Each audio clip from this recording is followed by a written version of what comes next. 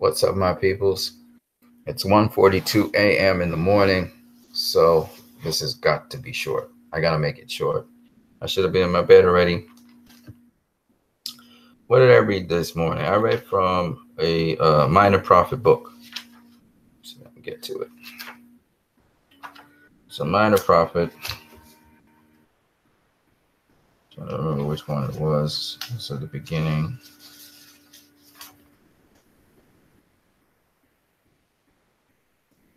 Not Hosea. I don't think it was Joel either.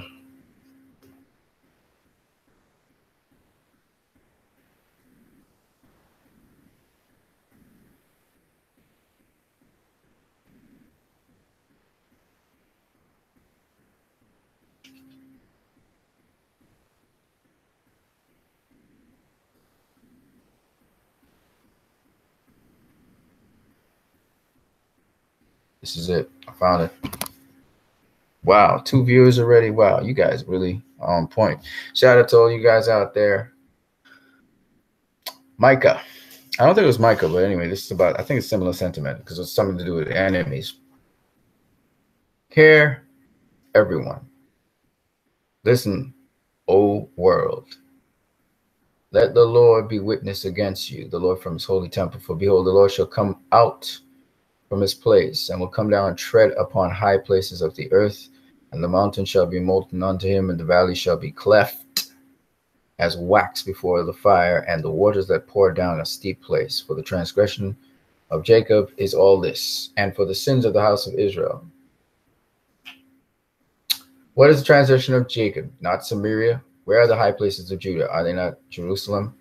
Therefore I will make Samaria as a heap in a field, as plantings of a vineyard. I will pour down the stones thereof into the valley, and I will discover the foundations thereof. All the graven images therefore shall be beaten to pieces, and all the hires thereof shall be burnt with fire, and all the idols shall I lay desolate.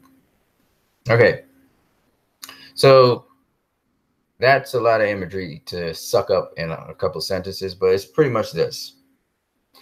So it's judgment, and judgment that divides righteous acts from evil acts. Pretty much that's what it's basically saying. And it's a time of deciding. It's a time of choice. It's like the valley of decision known as Jehoshaphat. So he's saying that the valleys will get deep. That is, the difference between evil and good will be very clearly demarked. Okay. And basically, he speaks about 2 variations of Israel. So he speaks about Samaria. This is when Israel was divided. It split into 2. There was Judah and there was Israel. The capital, or the high place of Israel was Samaria, and the high place of Judah was Jerusalem. And he was saying there was corruption in both. People were worshiping idols. So he was saying, I'm going to test them out. I'm going to test out Samaria, and I'm going to find out its foundation. I'm going to test out Judah, and I'm going to find its foundation. I'm going to root that sucker out. Okay? Because they're saying that both were corrupt. So, what's this have to do with anything? Oh man, my phone was charging, and I just went to serve the charge. Hopefully, it's still charging up. Okay. So, what does this have to do with anything? So, let me talk about what it is that is saying. Basically, there's a saying, "Behold, your sins be found out." It's basically going to find out what your foundation is, who you fundamentally are, what you fundamentally are about, and you'll be put to the test. Today, I was looking at how to detect lies in people talking to you, and it's very interesting because it's really based on what people generally do. If you're lying and you want people to feel you're telling the truth, you have to convince people you're telling the truth. But if you're telling the truth, generally you don't have to convince people you're telling the truth because you already know that. So with a liar is trying to convince you. But a person who's telling the truth, they're not usually trying to convince you because they believe what they're saying is the truth, period. And so there's certain things that give away because of that. And so I thought it was very interesting because this scripture kind of goes along with that in saying that God kind of finds out your core, what you're really about, your heart. And I find that really good to know. Let's go into what I'm going to talk about today. So I just watched the film Criminal a couple minutes ago. I took a bath and stuff, and I was just here to chill with you guys. So I want to talk about that a little bit, and also want to talk about Bruce Wayne's ride, which he went to Lex Luthor's place with. And I want to talk a little bit about release the Snyder Cut, but not too much, and release the Ayer cut as well. I want to talk about those two things, but I'm not going to go into too much detail in this video. So that's it. You guys are in the chat section. You can always say hello or whatever you want to do. But let's just get to it because it's pretty late in the night. So I'm up in screen share right there. Booyah. And I'm up here. If I got to go back, I'm going to go right here. Okay. Go Films. What's up, my dude? What's up, my dude? All right. So let me talk to you guys first about Criminal. So the film Criminal is a very interesting film. The premise behind it is that they're able to pretty much implant the memories of an agent that was working for the government trying to infiltrate a group into the minds of a criminal. This criminal, because of his frontal lobe and just how it's created and the fact that he has certain psychological issues and problems, actually allows his brain to store up information from what the other agent was doing. And it's interesting, the agent dies, but this criminal is actually experiencing the experiences of that agent and living that agent's life. And so that's basically the fundamental understanding. And the guy is a criminal. And it's a very interesting story. I really enjoyed it a lot. I wanted to see this movie in theaters. I never got around to seeing it in theaters. I probably would have completely enjoyed the movie because it's a fantastic movie for me. I absolutely enjoyed it for what it was. And so I wanted to discuss that movie a little bit with you guys. I recommend you go see it if, again, I always put the clause if you're someone who enjoys movies where they're sort of scientific, but also it's an action flick. So it's mostly an action movie, but yet as the movie is racing along and speeding along, there are elements of it's sort of a thriller. It's not the thriller in the conventional sense. Let me give you an example of what I mean. So if you're going to watch this movie, it's not so much, you kind of know what the movie's about, sort of, not really. You don't completely know all the pieces, how they interrelate. And so that's the interesting part of the movie. The movie is, how is this person going to find what they need to find? You don't specifically know what the person is trying to find. You also, the unpredictability of this person being a criminal. This guy is definitely a criminal. He's really a bad person. But there's a reason why he's that way. And so you're kind of, suspenseful as to what this guy is doing next. And then bit by bit, as the movie unravels, you begin to realize, more about this criminal. And because the movie's centered particularly on Kevin Costner's character. He is a central and integral piece to the movie. You get to know exactly what's going on in the movie from almost the jump. So almost from the beginning of the movie, you know what the stakes are. That's not the issue. It's how. Always the how is these stakes going to be unraveled? How is this solution to the problem going to happen? That is what is really the interesting part of the movie. And just especially in light of the fact that Kevin Costner plays this criminal, and he definitely is a criminal. Without a doubt, he's a criminal. He does criminal things. He does some really heinous stuff. And so as you go through this movie, you're going to begin.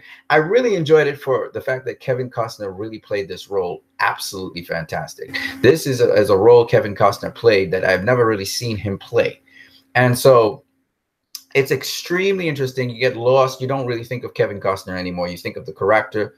The character has, remember, imprinted memories from a gentleman called Bill Pope, I think it is. Billy Pope. So Billy Pope's memories are imprinted in the criminal. I can't ever, oh yes, the criminal's name just came back to me and then disappeared. It'll come back to me again. The criminal's name is Jericho. Jericho's the criminal. He doesn't have a surname. Jericho is the criminal's name. And so the story revolves around Jericho. And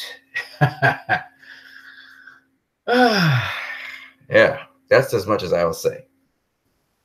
And it's interesting. It's a different way. It reminds me a bit of The Fugitive to some degree, but it's not. In this case, The Fugitive was framed for something, and people are tracking him. Jericho wasn't framed for nothing. Jericho's just a bad person. He does bad things, really bad things. Okay, and there's a reason for why he does that. So there's actually a reason behind it. So So you know, if you haven't seen this movie, I would definitely think you should check it out. If you like an action flick, because it's action straight through the movie. If you like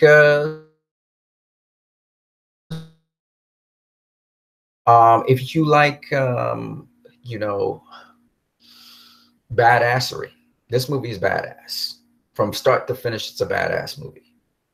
Parts of this movie is going to have you tense. You're going to be tense because you don't know what Jericho is going to do next. And that's the thing that really gets you. You're going to be afraid because it's rated R, and there's a reason why it's rated R. Okay, it's rated R. It's a hard rated R. Okay. Now I looked into Rotten Tomatoes just for the sake of it at what the critics said about it and what people on the tomato meter thought about it.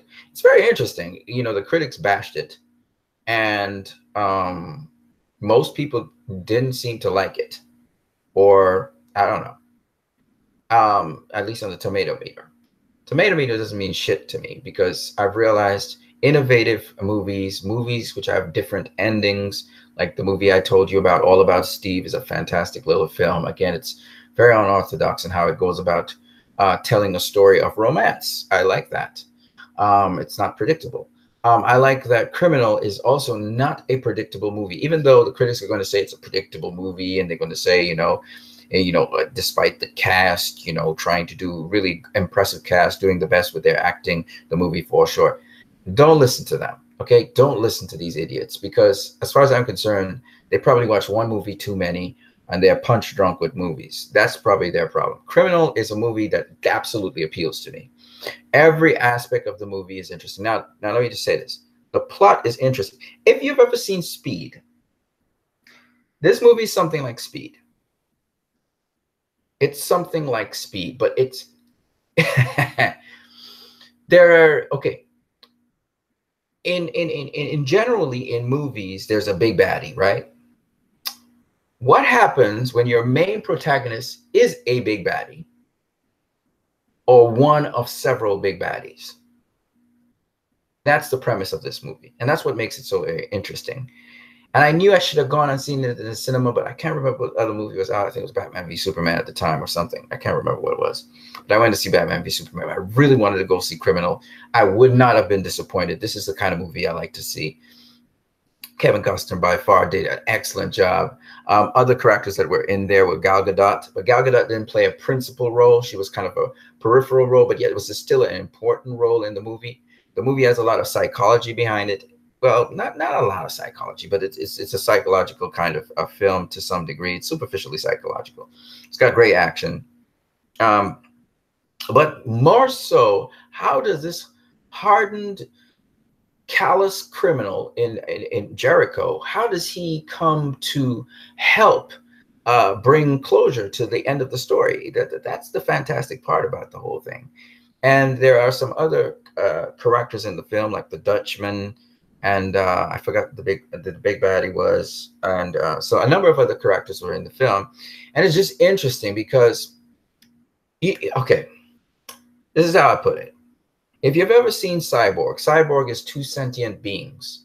Well, Criminal is about two sentient minds. That's what Criminal is. And the beauty of the film is in the fact that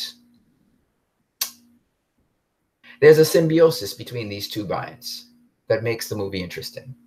So that's why I suggest really strongly, if you like sci-fi, if you like a certain psychology to films, because this movie has a certain psychology to it, and I can really unpack it in great detail, you will really enjoy Criminal, and why, at the end of the day, Criminal is a fantastic movie.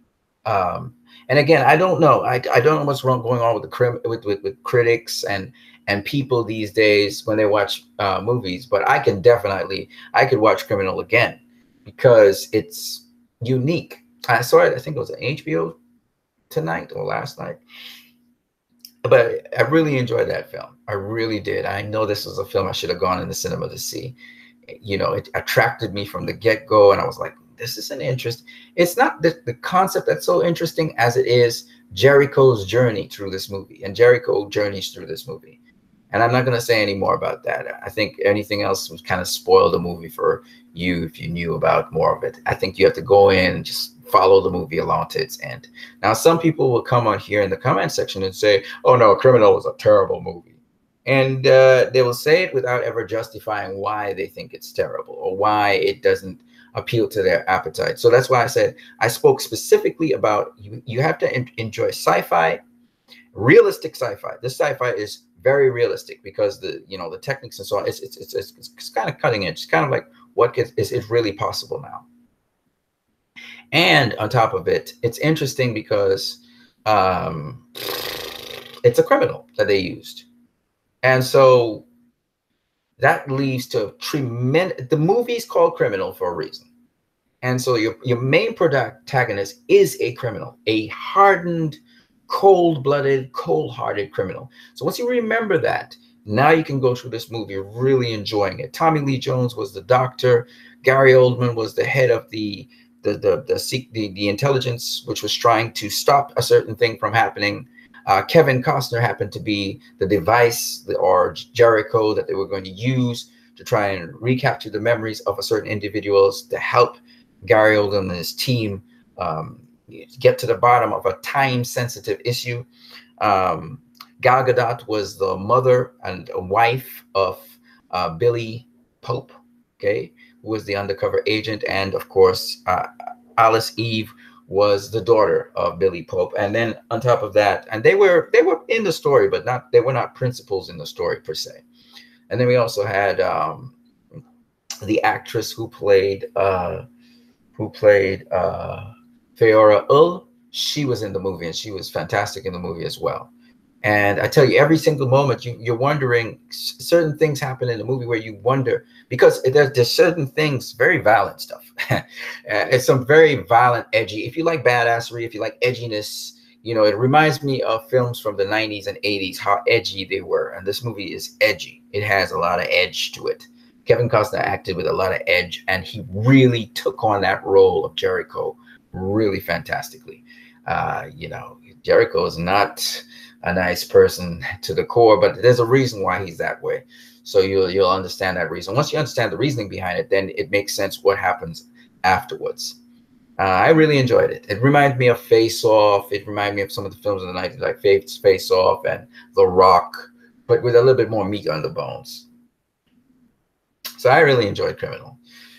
As someone who has watched movies from the 90s and the 80s, in the 2000s, early 2000s, I really enjoyed Criminal for that.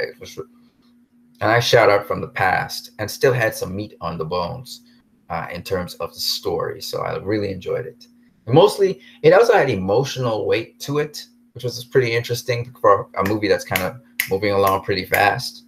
And you go to different parts of the world and all of that stuff. So it's a very interesting movie. And it's interesting how you get the clues, the pieces. Kind of reminds me of The Accountant, because Criminal also is dealing with someone who has a mental disorder.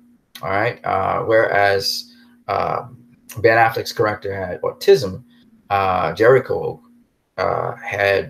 he was very violent for a reason. There was a reason his brain was made a certain sort of way. I kind of gave away part of why he behaved the way he did. But anyway, when you go into the movie, you'll see what I'm talking about. But it's definitely a recommended watch for, again, select people who enjoy. Again, you have to enjoy like sci-fi. You have to enjoy badassery in films. You must enjoy violence, a violent film. You must enjoy a movie that's kind of psycho analytic.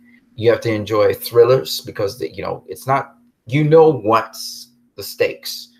The question, you even know the players. You just don't know how it'll unfold. So that's the interesting part, and how they piece it together and solve it, and how this criminal is, moves through as a protagonist in the story, because he's a protagonist. So it's the how more than it is the what or the why.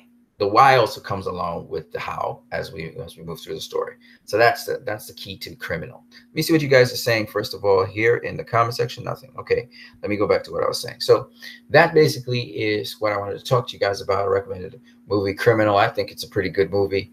Not just solid, I think it's magnificent. I enjoy these kinds of movies, actually.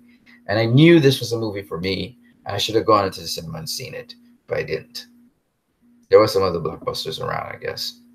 The other thing I said I wanted to talk about was Bruce Wayne's ride. And it's very interesting because what people don't know is it's not the first time Bruce Wayne has driven an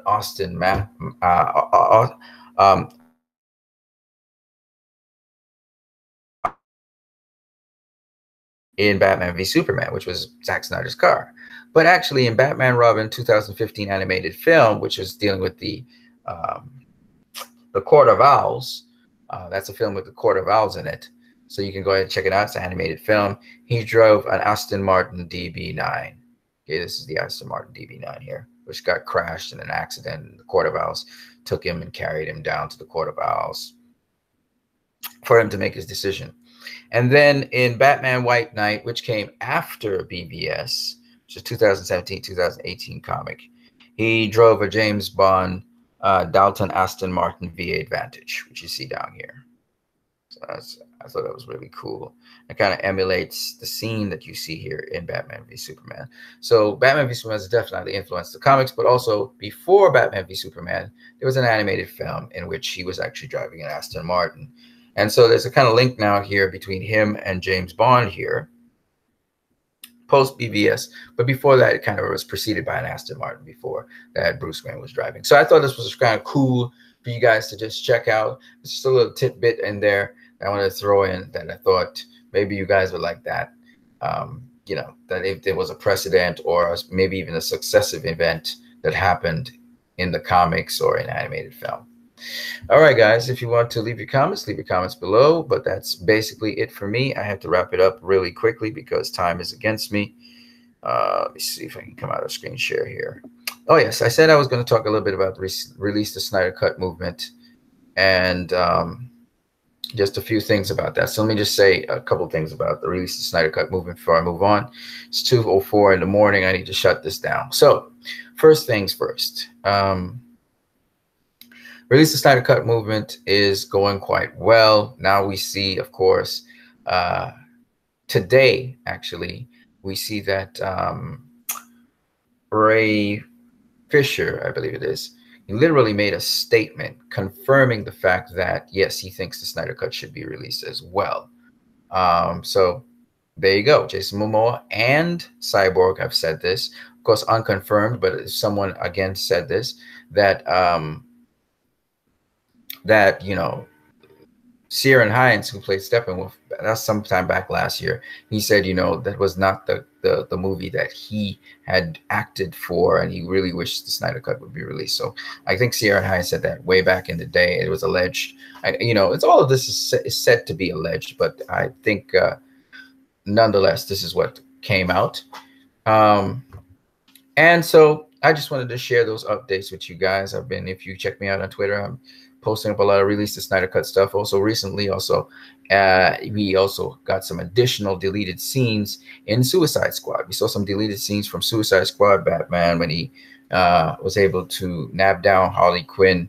He actually said that the Joker owed him something. So that was very interesting. What is that about? I don't know. But I thought, you know, all of these things were cut out from the film, which shows a certain significance, again, to these films. And again, once again, we've seen that Warner Bros. Cut these things out. Also, there's evidence from yesterday, you know, when you guys talked to me about the fact that, what's his name?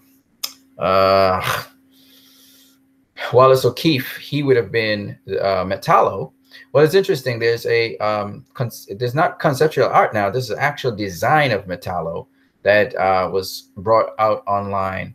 And I put it up on Twitter. I don't have it right now for you guys to see, which they are absolutely correct. The character that I see looking like Metallo does look like Wallace O'Keefe. So there you go. You guys were actually 100% correct. There was going to be a Metallo in, literally, this was not just the, you know, the Riddler and the Joker and they have the wardrobe or something. There was actually going to be a Metallo in BVS. And thanks to Warner Brothers and Geoff Johns, apparently Geoff Johns has a lot to do with why these films turn out the way they are. And I heard just recently as well that Geoff Johns is going to be doing over the script for Green Lanterns. And in fact, the script that was done by David Goyer is going to be, again, seem to be put to the side. So again, Geoff Johns seems to be involved deep into the DCEU, and that is what's making the DCU look so marvelized. Even with Krypton, Geoff Johns seems to have rewrote some things that David Goyer had put into Krypton. And again, once again, I think he's cheapened these television shows and movies. And even if you look at DC TV right now, and people are saying like, what the hell? Why does it look so weird? Well, it's because Geoff Johns is behind that stuff.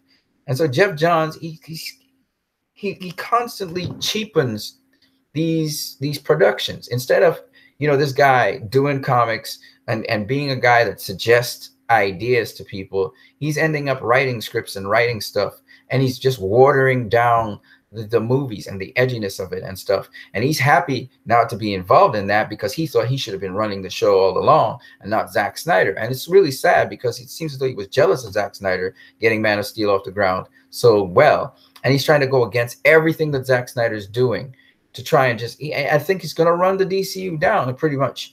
You know, you're going to give us another Green Lantern shit, that shitty Green Lantern movie we got. We're going to get a shitty Catwoman kind of movie, or shitty Superman Returns again. Or we're going to get some shitty Batman and Robin shit. You know what I'm saying? Or, you know, we don't need that. You know, and he thinks he's doing great. He's going to do well with these movies. And Geoff Johns is we already know he's the writer for Aquaman. Okay. And that would have been cool. It would have been cool if Zack Snyder was still overseeing that project somehow, some way. He's an executive producer, and he probably has no involvement in that movie whatsoever. Geoff Johns has probably pushed him out the way, and this is his baby. So it's a lot of shit going down, and I don't know what to say, folks, except, you know, Krypton does not interest me anymore. The DC TV doesn't interest me anymore because I realize Geoff Johns cheapens everything. You know, he cheapens everything. You know, you know, just imagine what would have happened if we got Justice League as how Zack Snyder intended it. Suicide Squad as David Ayer intended it. No Geoff Johns interference, no Warner Brother executive interference.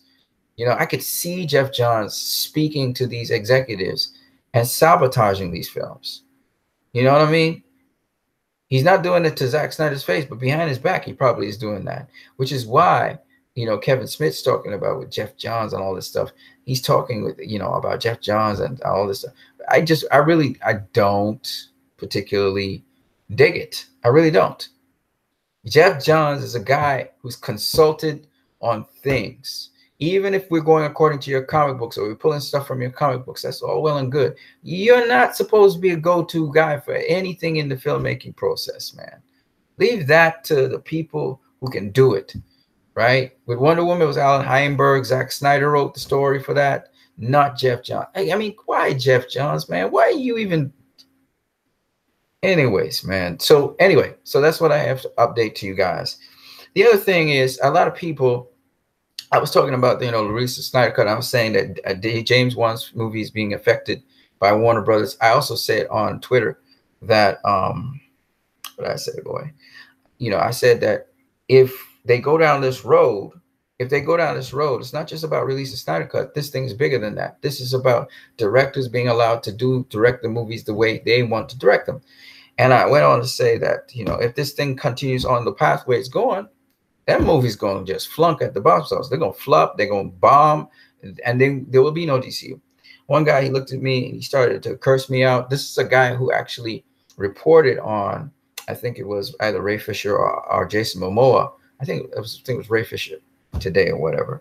He reported on Ray Fisher and stuff, and he was calling me. He was saying, what? Stop being an ass or whatever. I responded by saying, you ready to reprimand me for saying what I said, which is damn well true, and you won't reprimand Warner Brothers? You know what I'm saying? I put it to him. He didn't respond after that.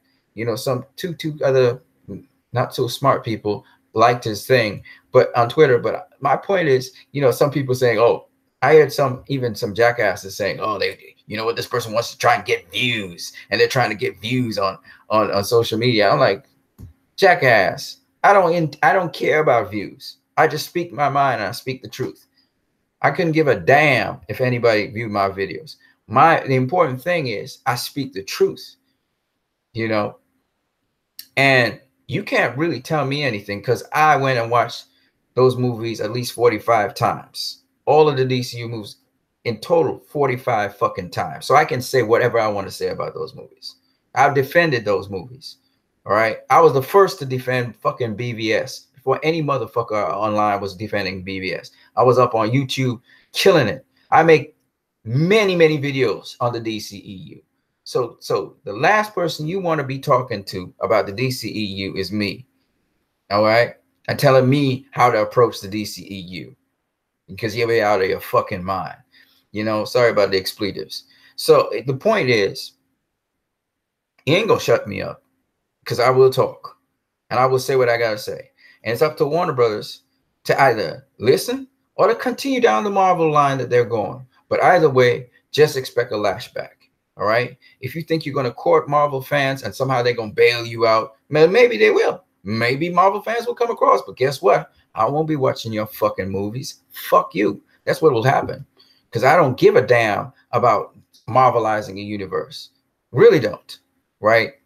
Again, people are like, man, so what about Shazam? Shazam is funny. I say, no, looky here. Looky here. I'm not saying Shazam is not supposed to be that. I'm not even going to try and bash on David Sandberg. But what I'm saying is Warner Brothers has built a pattern over the last couple of movies. BVS, they fucked up Zack Snyder by cutting his movie short. Y'all don't like to hear me curse, but sometimes I will. Then they turned around and in Suicide Squad, they fucked David Goyer over, cutting up his movie as well. Then they turned around and wanted to fuck up Patty Jenkins. No matter what Patty Jenkins about her creative team, it was them fucking executives was trying to cut out Patty Jenkins and they didn't understand the significance of certain things. Maybe her team too, but those fucking executives too. Okay. And then after that, we had what do we have after that?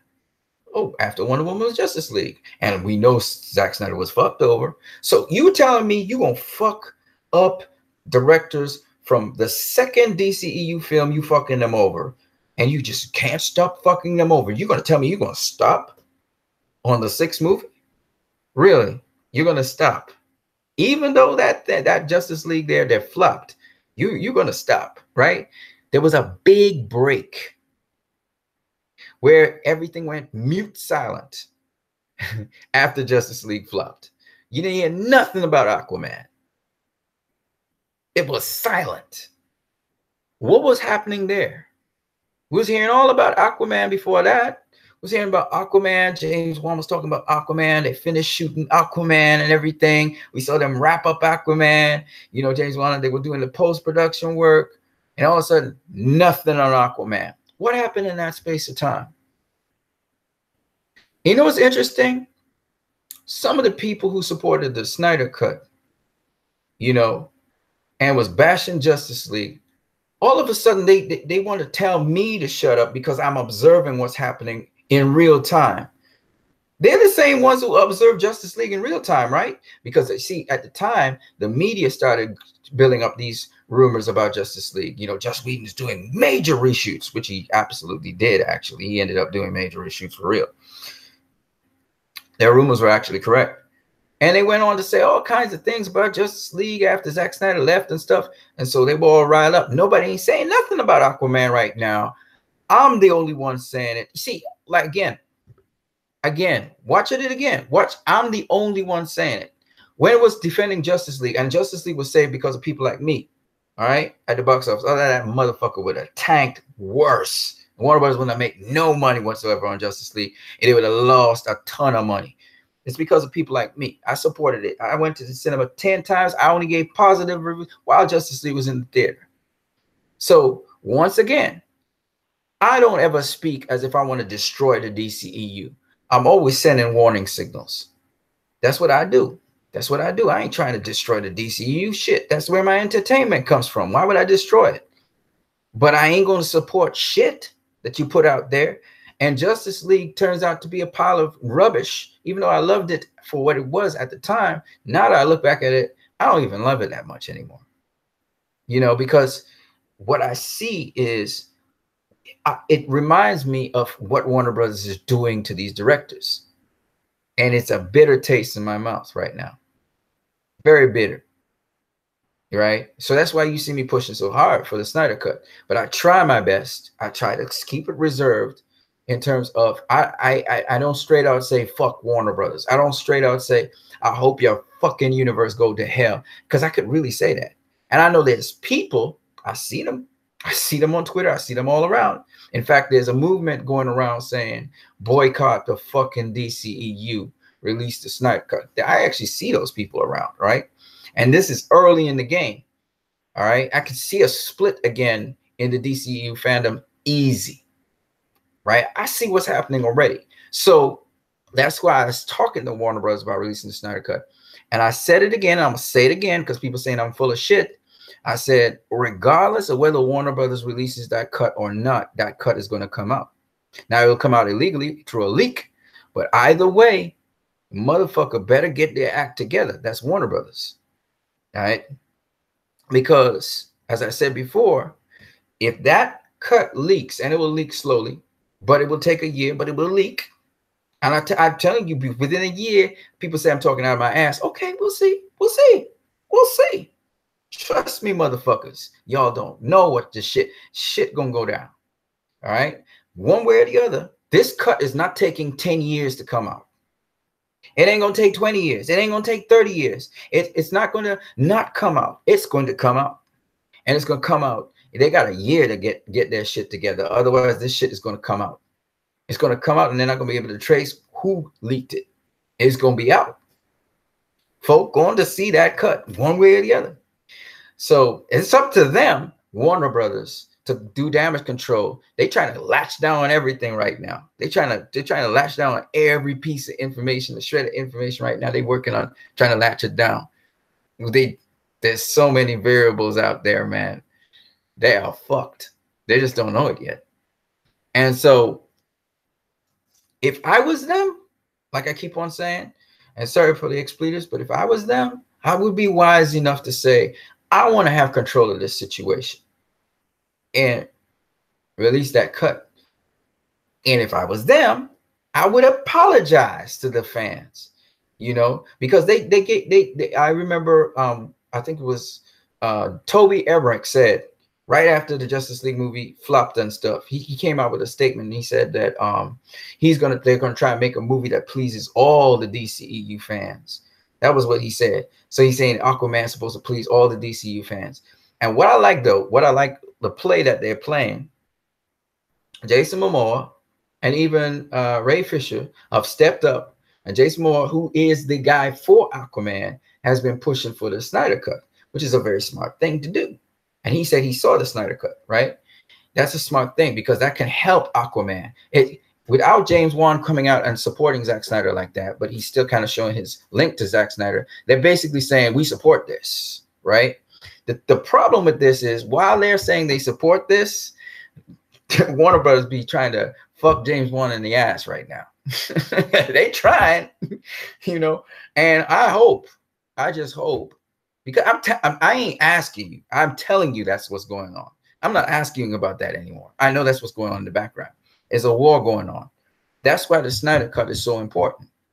And it's always a war between the director and the studio. There's always a war. Not a war, but you know, the studio always wants them to do one thing, and the director has to convince them to go the other direction, right? It's just what it is. But my point anyway is this: at the end of the day, what I'm saying to you guys is that we, the fans, need to tip that in the direction of the director. We need to get that director the power, right? Right? Because back in the day, we didn't have the internet like we have now, where we get instantaneous feedback. So they were able to fuck over Richard Donner in Superman 2, right? They were able to fuck him over. They were able to fuck over Tim Burton because they had no internet. See what I'm saying? So it took Richard Donner so many years before we got the Donner cut. Tim Burton lost Superman Lives, was fucked out of Batman Forever, and was fucked of the Catwoman film. They fucked him over, and then they put out shit for those films, right? Batman Forever was not the standard of the Tim Burton films. Catwoman was a box office flop. Batman and Robin was a pile of shit. And Superman Returns and all of the other Superman movies, Richard Donner movie just broke even with the Superman 2 because he had done most of the movie, and then they brought in another director who fucked the movie over anyway. And then all the other Superman movies flopped at the box office, right? Because they fucked up. They dropped Richard Donner. Okay. So this, I'm just saying this over and over again. Now, over across in the Mickey Mouse land in Disney, in the MCU, they got a firm reign on these people. Okay. Director can't even say peep. And you get fucked over like how they just fucked over James Gunn. They fucked him because James Gunn was like, hey, man, come on now. I'm doing a third one of this. And he probably said, no, man, to the studio. And the studio was like, we won't fuck you over. We're going to fuck up your career. And they hired this despicable guy and they fucked James Gunn over, right? And James Gunn was like, you know what, I'm gonna take it. I'm gonna take that and I'm gonna just back out. Because James Gunn probably wanted to do something else and he wanted to make sure that it was, you know, how he visualized it. Right? We saw what's his name? Rick Fuma, the guy who did Dope, right? We saw the Dope director lose the Flash because of that. See, Jeff Johns and Warner Brothers wanted a funny Flash, right? And Rick Fuma, or whatever his name is, he wanted to do the kind of like, you know, almost like Flashpoint Paradox kind of shit. You know, he would have been so scientific and, oh, man. But it is what it is. Warner Brothers really wants a Marvelized Flash, right? They want to fuck over what the DCU began as. And they just don't get it. They just don't fucking get it. You do that. You mess up the DCEU, you are going to lose the DCU fan base. We have some apologists out there. We even have some people who are fake peacemakers talking about, you know, you have to be positive about the DCEU. What was happening when there was all this outrage for Batman v Superman? People were just blasting Batman v Superman to France and calling it the worst comic book movie ever. And that Warner Bros. Was doing crap. Oh, so Warner Bros. Listen to them, but they ain't going to listen to us? Even if I say fuck Warner Brothers, if I do that right now, I say fuck y'all fucking up your universe. Oh, they better listen. They will listen to me, especially if it hurts their box office, right? They're gonna listen to me, right? So at the end of the day, Warner Brothers only listens to the loudest voices out there, right? Because I don't know why they think Jeff Johns knows comic books. But all of a sudden, and he does know comic books, but he doesn't know how to make films. He does not know how to make films. He has a history of fucking up films, like box office fucking flops, right? Zack Snyder doesn't have that history. He has his name tag on to Justice League, but it's not his film, clearly. Zack Snyder has come through time and time again. In the DCEU, Zack Snyder has not had one single box office flop. Not one single box office flop. So, except for Justice League, and that's not his film. So at the end of the day, you have to understand, Jeff Johns is not a dude to consult concerning films. You consult him concerning comic books and how it relates to comic book lore. That's what you consult Jeff Johns on. You don't consult Jeff Johns on story and that kind of shit. Jeff Johns don't do that. He don't do it. He doesn't do it well. And I don't give a fuck. I don't want no fucking MCU. What part of this they don't understand? And I'm a dude that support them wholeheartedly. I even defended them when they were doing shit with Suicide Squad. I defended them. I said, oh, this cut of Suicide Squad is better than the extended cut, which it is. But that wasn't the cut that David Ayer had in store. And these motherfuckers knew that. And my point being, my point is this, that at the end of the day, people say, well, don't be negative and stuff. Just shut the hell up. Shut the hell up. Unless you have supported the DCU as much or more than I have, shut the fuck up. Okay? I have seen Justice League 10 times. I have seen Batman v Superman 10 times. I have seen Man of Steel 6 times. I'm talking about in the theater. I bought my copies for each one of these. I saw Wonder Woman 3 times, and I saw Suicide Squad 2 times. Okay? You put that up, add up those totals and see how many times I've been to the cinema for these films. So don't tell me shit. Plus, if you look at every single video I've had so far, it's DCEU films. I got like over 200, 300 DCEU films, okay? On DCEU videos on DCEU films. So please shut the fuck up when you talking to me. I'm free to say whatever the hell I want to say, okay? Especially where I know your argument, where the origin of your argument for being positive about the DCEU and defending the DCEU comes from. Because I started that fucking argument. Okay, so when you guys come around trying to talk to me about my shit and tell me about my shit, it really annoys the shit out of me. Okay, I was the one that started it. Okay, I'm the guy who started the Defense for Justice League. For those motherfuckers who don't know, okay, I started that. So when you guys open your mouth, the stuff that I circulated with Dave Eaton, Dave Eaton's the guy that did the meme. I circulated the meme. I got kicked out of groups for circulating that meme while they were trying to push for the Snyder Cut. So shut the fuck up when you try to talk to me. All you people out there, all right? Because I've been putting in the groundwork. I'm a foot soldier. I don't give a fuck what anybody say. I still keep it moving. So any asshole try to step up to me, I've taken tons and tons of insults and stuff, but any asshole try to step to me, just understand this is soldier talk you're talking to. This is not no ordinary guy. And I was in the front lines. So shut the fuck up when you talk to me. Okay? Right. So if I'm talking about what I'm seeing right now, and you have a problem with that, and you want to tell me, oh, you're talking out your ass, fine. But when it comes to pass, just remember what I said. All right? Just remember what I said. All right? Now, again, when I'm wrong, I'm wrong. So I admitted I was wrong about Justice League. Again, the main point why I say I'm wrong, it's not because of my arguments and stuff. It's because I talk off of facts. Okay? And at the time, the stuff was just rumors. What I didn't know was those rumors were actually going to be verified by facts. And once they were verified by facts, and I saw it with my two eyes, I joined the Snyder Cut movement because there was a Snyder Cut.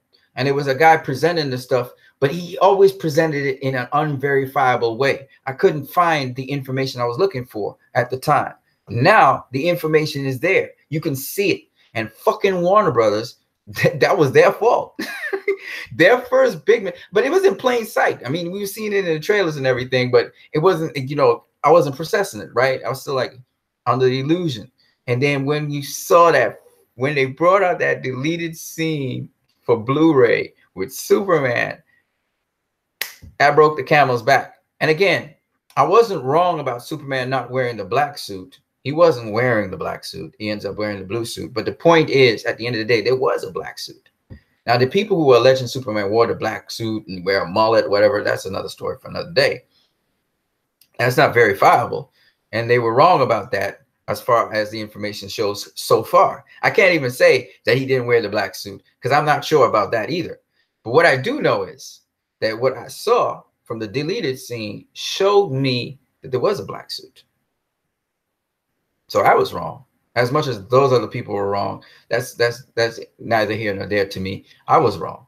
And again, we learned that Darkseid was in the movie.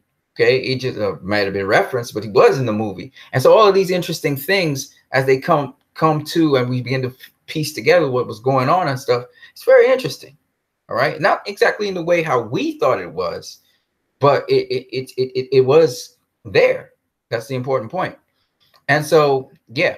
Now, I'm not curious about the Snyder Cut. I am definitely wanting it. It's not a curiosity anymore. I want to see Zack Snyder's cut because everything that I've seen that Zack Snyder shot, which was completed, which we saw clearly was completed, is superior to what Whedon shot. It is definitely superior to what Whedon has shot. And so I want to see that. That's the first point, because I think there's much more depth to it. And I think the story has much more meaning and depth. And Steppenwolf definitely was a deeper character. And now I can tell you that because I can see the facts for that. And some of the stuff was hidden. It was in plain sight, but I just ignored it. I just overlooked it. And that's my fault again, right? So I admit when I'm wrong. This is not to get views, motherfuckers. I don't give a fuck about that. Clearly, I don't, right? If I want views, then I'd sing a tune like all those other motherfuckers out there so that people would come to my site and give views. I don't give a fuck about that. As much as I want to make money online with YouTube, clearly that is not the issue. I don't care if people come to my channel. I don't care. I use it also as an avenue to talk what I love and my passion for things. At the same time, I understand I'm in the front lines all the time. And so I'll take the blast. But at the end of the day, I'll tell you this, now that I know what it is with the Snyder Cut, and now what I see with James Wan's upcoming Aquaman movie, Warner Bros. Is not going to be allowed, by me at least. I'm not gonna just let it, just like how I fought with Justice League and I didn't go quietly into the night. We fought like motherfuckers for Justice League. And that's what kept the film afloat. Similarly, I'm gonna go down fighting for the Snyder Cut. And not only that, but make sure that the directors are protected by the fans like us. And we're going to demand the Ayer cut as well. All right. And if fucking James Wan's movie has been tampered in any way by motherfucking Warner Brothers, trust me, I'm going to come down like hell on them. All right. So you might as well get ready for World War III, because at the end of the day, I ain't taking shit from nobody no more. Warner Brothers has been putting out shit, and definitely I'm not going to endorse and support shitty stuff in terms of what I mean by shitty. The movie might be solid and all of that, but if it's not what the director's vision and projection for the movie was, I prefer a movie live and die by what the director was trying to do. I'm not saying that the studio won't be involved, because there's due process, but I'm talking about the studio interfering with what the director's vision for a film is. That shit has to end. That shit has to end. And so we coming at you. At least I'm coming at you. I don't care about nobody else. And what I mean by coming at you, I mean, I'm going to keep making video after video, highlighting this hypocrisy. I don't care who says what. I saw some people come up and say, fuck the Snyder Cut. Another person tried to curse me out online, and I just blanked him out, right? Because I was like, oh, you angry, huh? You wanted the MCU. Well, fuck you, because I don't want no MCU. There's already an MCU. You know what I'm saying? And y'all might be like, what is he using the F-bomb so much? I'm using the F-bomb because I am tired and fed up of the bullshit. I'm tired of the bullshit. That's what I'm trying to tell you guys. Tired of the bullshit, right? There are certain things where the studio needs to make the director accountable. That's cool. But you should let the director make his film. Don't tamper with it. Just because Zack Snyder's not a big name like Christopher Nolan, or he's not a big name, or James Wan's not a big name like Christopher Nolan, okay, does not mean that you go and fuck over the director and try and give your stupid ass ideas, or have a guy who's supposed to be a consultant, all of a sudden he's in the middle of the creative process directing directors and suggesting shit. That what I mean by that is, I know it's a collaborative process, but what I mean is he's going behind the director's back and having these executives try and push the director, because the director needs certain things, push the director in a direction that they shouldn't be going in, because he's a comic book dude. No, leave the fucking directors alone. You are a resource person. You are a consultant for how something can best be done.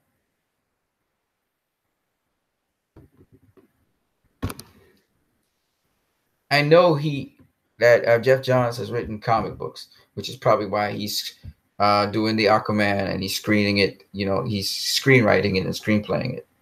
Better get some other directors on board, buddy, because you can't be the solo story writer. I hope he's got other directors on board, but you cannot be someone who is this, you know, the sole writer for this movie, and you want to do that. What will happen to Aquaman if things don't work out? You know what I'm saying? What's going to happen to the DCU if things don't work out with Aquaman? Now, just imagine. Let's put a scenario forward. Just imagine if these people, Warner Brothers, realized they fucked up and they released the Snyder Cut immediately. We wouldn't have this problem right now. It would show that they're apologetic and they're like, you know what? We're going to put this out. And they backed off and they put it out. Now, people wouldn't be scrutinizing Aquaman like they're doing now. They wouldn't be looking negatively at Aquaman as they're doing now. And even when the trailer came and nobody was really impressed with the trailer, like I would still have been disinterested. I would be like, you know what? Let me give them a chance again, because look at the good faith that Warner Brothers gave us. So because of the good faith that Warner Brothers would have given us, we would have said, you know what? Let's give them a chance. But at this present point in time, everybody gonna be scrutinizing Aquaman. And the haters have not even come into the picture yet. The detractors and haters, and they are waiting to pounce on Aquaman. They are. But it's 5 months away, so we don't have to ramp it up yet. So I mean, if Warner Brothers doesn't understand what the fuck the detractors want to destroy the DCU, and you just gave them firepower beyond measure, because now you got a disenfranchised fan base that's split again. They worked on it. They got them split with JL. Now they genuinely split because they realized Warner Brothers fucked them over. So you got a disenchanted fan base. You got a fucking Warner Brothers that just keeps on just fucking up everything. You got this competitive dude, Jeff Johns, who's trying to subvert Zack Snyder for the longest while. He gets his way, and he about to fuck up the whole thing. And on top of that, now, somehow Warner Brothers, in Warner Brothers' mind, they think that Marvel's doing it right, so they're going to try and go the Marvel route, not sticking to what Warner Brothers has always done well. And so this looks like a motherfucking mess. This looks like a shit fest that's about to go down. And people don't see it because y'all forget with Justice League, people were praising that as the next second coming. Oh yeah, it's definitely going to pass $1 billion. We're not saying that for Aquaman, folks. This is a reality check for you guys. People are not even saying that for Aquaman. You know the DCU is the new kid on the block. You know they're public enemy #1. You know they always being scrutinized, and you can't see what's about to happen. The only way that's going to be averted is one, and it has to happen soon, because I ain't defending no DCEU if it's Marvel. Fuck that. I ain't defending nothing because I don't like what I see when I watch Marvel. So I am not going to defend a set of movies that look like fucking Marvel. I'm not going to do it. And with your foundation ripped out from under you, I said already, I watched these movies multiple times, but you will notice the films that more look like a Marvel film, Suicide Squad, Wonder Woman, even though Justice League I watched it 10 times, which is a different story. Justice League I watched 10 times. So that's the exception to the rule. Generally, I don't watch those films more than 3 times or 2 times. I'm just saying, this is common sense. So Aquaman, now, let me make it abundantly clear. I like Jason Momoa and how he acts. I also really like James Wan. Okay? Don't like him particularly. I'm not really particularly fond of his horror films, but I like his style. Okay? Even though he's done horror. And he did Fast and Furious, what was it? Fast and Furious 8, I think it was, or Fast and Furious 7. I can't remember which one. It was, again, Fast and Furious was mostly action. It was nothing, it wasn't any big set of story, but it was very successful. But James Wan's about to go into a deeper film, right? This is a deeper dive. So anyways, the point is that at the end of the day, James Wan makes movies that make money. And that's cool. So Warner Bros. Will have confidence in him. Now, the question is, are they still taking this very successful director, as we have had several very successful directors? David Ayer was one of those, kind of hit and miss, but still. Are we taking these really talented, gifted, very sensible, intelligent directors, and we're going to sort of, we're going to compromise them a bit? Now, I'm not saying that in certain negotiations you won't win some and lose some, but at the end of the day, is James Wan getting the movie he wants to make? Or is this a movie that James Wan, at the end of the day, he just wants to kind of hold his reputation together at the end of the day and move on to the next project? Is that what is going on? He was thrilled. We saw James Wan. He was really excited about every step so far, and he was doing the trailer. You could see he's excited for what he had to put out in Comic-Con. So you can see him excited at each step, each stage. Remind me of Zack Snyder. Zack Snyder will show you this, then he show you that, then he show you this. Real cool, right? And we even see the whale from Man of Steel come back into the thing. You see James Wan right next to the whale and stuff like that, you know, and the Ahab stuff. And you saw the Ahab kind of flashback with Aquaman and Justice League and all of that, right? And we see, because, you know, Aquaman is linked to, you know, Batman v Superman, Wonder Woman, Man of Steel. It's linked to all those things, right? We see that.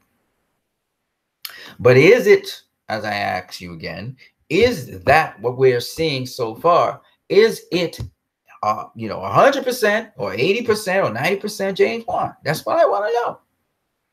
Okay, because I'm seeing changes. Now, I'm not saying, because he said that the symbol that you see for Aquaman there was from Orm. That's what his description was. It's an Orm symbol, really, you're looking at there. But at the end of the day, why did it have to be brighter? Why did it have to be whiter? What was his point? Was he giving a message in his thing? You see, everything that these logos and symbols, they actually mean something. So does James Wan mean something with his symbol, his logo? I'm just asking. You know, when you look at Wonder Woman's symbol, for Wonder Woman, it meant something. When you looked at Suicide Squad, it didn't mean nothing. It was just a little bit crazy. Even though, no, one of the posters actually means something, because that's the thing, another thing with DCU. Their posters mean something, their logos mean something, their symbols mean something, right? Anyways, what I'm asking you is, you know, can you find the depth, the meaning behind each and everything? That's all I'm asking. Now, I know that James Wan is going the route of George Lucas in terms of what you saw with Star Wars Underwater event and stuff. We'll see how the CG gets finished off and polished and stuff. But I'm asking you, I know it's going to be a swashbuckling event. We know it's like Pirates of the Caribbean meets Star Wars. I understand that. It's supposed to be an adventure film. I get all that. James Wan said there was going to be that swashbuckling adventure, right? What I saw on the screen was kind of like that. But is it supposed to be a Marvel film? That's what I'm asking myself. Is this going to be a Marvel film? Or is it going to be a DCEU film that has some levity in it, but then some, you know, creepy times and some levity and stuff? That's all I want to know. Because I know where James Wan is coming from. And is James Wan compromised? Was it suggested that he changed the logo because Jeff Johns was on board? This is just those little questions I'm asking. I don't know. Maybe it's James Wan's decision, right? But just, I'm seeing changes already. Even before the fucking trailer dropped, there were changes. And I'm asking myself, anytime you start to see changes like that, Man of Steel didn't have a whole bunch of changes. Suicide Squad had a change in tone and how it was portrayed, right? Wonder Woman was consistent. Justice League had changes in tones as the movie progressed, especially down to the last set of times when we had to see it. The Heroes trailer was different to the others. Yeah, they were using footage from Zack Snyder still all the way down to the end. And then they didn't use the footage in the movie, right? Fucking fooled us, right? So at the end of the day, this is what I'm asking myself. I'm asking myself, I'm already seeing changes to Aquaman. You know, the original logo, the original symbol, you know, I'm seeing stuff that looks very much like Marvel's DCE, like the Marvel universe, the MCU. And I'm asking myself, why? Why is this so? Why am I seeing this?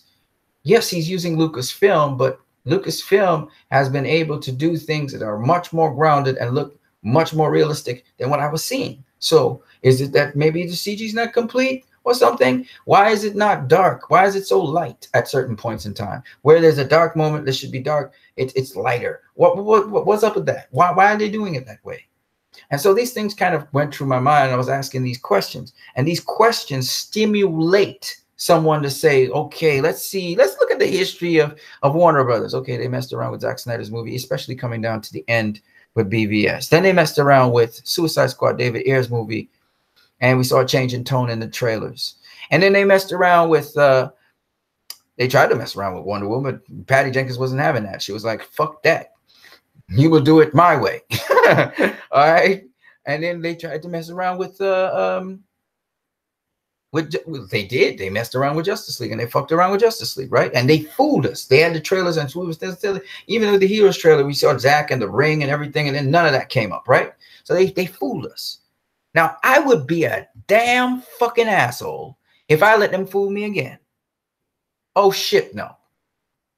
You can fuck me once, fuck me twice, but fuck me, I will let you fuck me thrice. Hell no. Y'all laughing. Somebody got to be laughing when I said that. Hell no. I am nobody's fool. So of course I'm going to be looking at the Aquaman trailer, Cokie Eye, especially when it doesn't appeal to me. I'm looking at the CGI like, what the fuck is that? You know, I'm going to watch it Cokie. I'm going to watch it strange. I'm going to watch it. And then Shazam was all laughing jokes and they're trying to do punchlines. And I'm saying to myself, okay, Shazam is that kind of character. That was kind of funny, but them other jokes wasn't funny. That was not funny. What the fuck? And so I'm asking myself, is this what they're trying to get a laugh fest out of everybody? Just trying to go down the road of the MCU? Is this what you really want? We haven't seen Wonder Woman yet. So I haven't seen the trailer, so I can't judge Wonder Woman. Right? But I have no desire to see it. That doesn't mean anything, though. Doesn't mean a damn thing, because it's Patty Jenkins. And all that means, when I say I don't have any desire to see Wonder Woman, it doesn't mean shit, because when Wonder Woman came out in Comic-Con last year, I think it was, or the year before, 2016, that's when I got fucked. I was peak. I wasn't interested to see Wonder Woman either, right? So that doesn't mean anything. But at the end of the day, watching those trailers had me thinking that. And guess what? It had a lot of other people in the DCU thinking the very same thing. Now, they reacted differently. Some decided to apologize and be apologists. And other people decided, you know what, man? I don't know, man. I just don't know. And I just said, I was just 100% honest. And I said, this had no impact on me. I don't feel anyhow about Aquaman. I was anticipating Aquaman before. I'm not anticipating it anymore. I'm a straight up honest person. I'm not going to play political games with you guys. Just because I like the DCU does not mean just because I see a DCU movie that looked like a Marvel film, all of a sudden I love the DCU movie because it's got a DCEU brand or DC brand on it. Fuck that. No, I'm not one of those kinds of people. I'm not partisan. I deal with content. I don't deal with affiliation. Okay? Fuck affiliation. Okay? That's why I told you Star Wars: The Last Jedi was a fantastic movie. It has nothing to do, not one motherfucking thing to do. And I know you guys don't like me cursing, but it doesn't have anything to do with my affiliation. It's the story I watch it. Fuck affiliation. Fuck the critics. Fuck the fans. Yeah. It's the story that I'm interested in. When I sit down, I don't think about directors. I don't think about no shit like that. I see motherfuckers trying to imitate me. Oh, you know, when I go and watch a movie, they trolling, of course. You know, I don't have any preconceived notions. I heard another motherfucker say, well, how are you judging the film before it come out? I said, I'm disinterested in the trailer. Did you hear me? I saw the fucking trailer. So if I see a fucking trailer, dumbass, and I'm not interested in it, the trailer's supposed to prime me for the film. How am I going to be interested in the film if the trailer doesn't make me interested? What the fuck? So it's like, you know, you listen to these people and I'm like, the trailer did not interest me in the film. The trailer, that's its job, right? To get me interested in the film. And I was interested in the film before I saw the trailer. And after I saw the trailer, I was not. That's the point. And so maybe the next trailer gets me interested in the film, but this trailer didn't. And that's the point. And that's what these people don't understand. They keep on trying because they're so apologetic. And you know what is the funny thing? The guy who was telling me all of this, he turns around and says, you know what, the trailer didn't really interest me either. And I was like, motherfucker, now you're being honest. Now you're being honest. And as much as I like James Wan, I want to support James Wan, I'm not going to be a fucking fool and say that I say a lie. I'm not going to say a lie. I'm not going to say, oh, I was blown away by that trailer. And deep inside, I'm like, no, it actually wasn't, but I'm overcompensating. I'm not going to do that. Shit. If it's not interesting to me and I can highlight why it's not interesting to me, then it is what it is. For the people who are blown away by it and are interested by it, great. And usually those people are people who like both the DCEU and the MCU. Those people were the ones who say, you know, it was fantastic. Because it's very marvelous to me. Very, very marvelous. And I can show you the parallels every single time. And it just took me out. I was like, psh, and then the CGI took me out as well. I was like, what? This is fake. This is not organic. You know? And I was like, you know, no matter how much I looked, how many times did I look at the trailer? Maybe 3 or 4 times. That's about it. I looked at it about 3 or 4 times. It wasn't in the same day. It was over a course of days. But the point is, I don't want to see that trailer ever again. And that's just how I feel about it. And there are other people who absolutely see the same thing. And there's some of you who actually see it the same way I see it, but you're overcompensating and trying to be apologetic about it instead of being honest. And it's okay. Be what you want to be. I'm not going to stop you. But at the end of the day, I am not going to try to pretend. I'm going to look at these things and I'm going to say to people, listen, Warner Brothers needs, they go in the wrong direction as far as I'm concerned. And I'm sending the warning signal loud and clear 5 months before the movie comes out.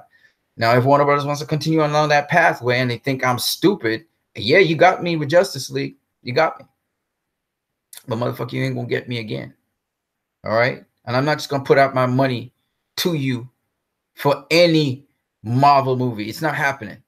So if you want to Marvelize the DC, go right ahead. Go right ahead. Go right ahead.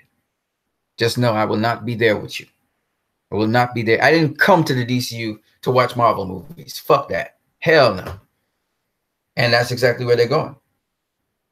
Unless they change course and they let James Wan do what he do. Now, having said that, if that is James Wan's vision, then I can't do nothing about it. That's the director's vision. Do what you do, James Wan. You know what I'm saying? But I don't think it is. That's not 100% his vision. I just don't think so. And similarly, they should not make no mandate on James Wan to okay, no, James Wan. If he's lighting up the movie, then you go, no, James Wan, no, he's gonna make it dark now. Fuck y'all. Let James Wan do what James Wan do. But make sure it's 100% authentic, because I'm gonna figure it out. I'm gonna find out, and then I'm gonna put you on blast if you was fucking around with James Wan's movie. That's all I'm saying. Don't fuck around with his movie. And you have a history of fucking around with people's movies. You have a history of it.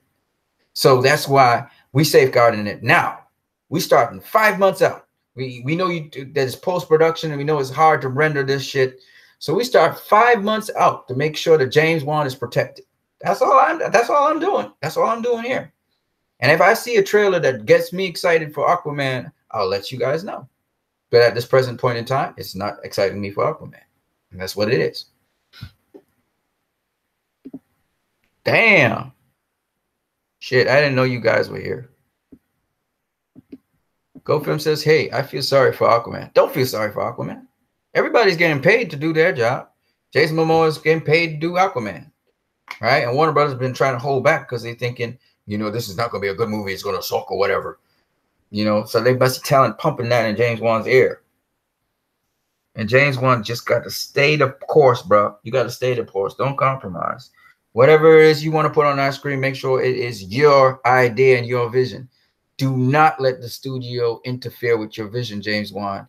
You ain't no Christopher Nolan in terms of clout, but that doesn't mean the studio shouldn't listen to you. You, not Jeff Johns. You.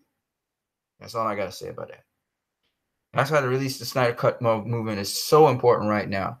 And did it release the Ayer cut? David Ayer got a raw deal. And so did Zack Snyder. No more bodies. And those executives need to shut the fuck up.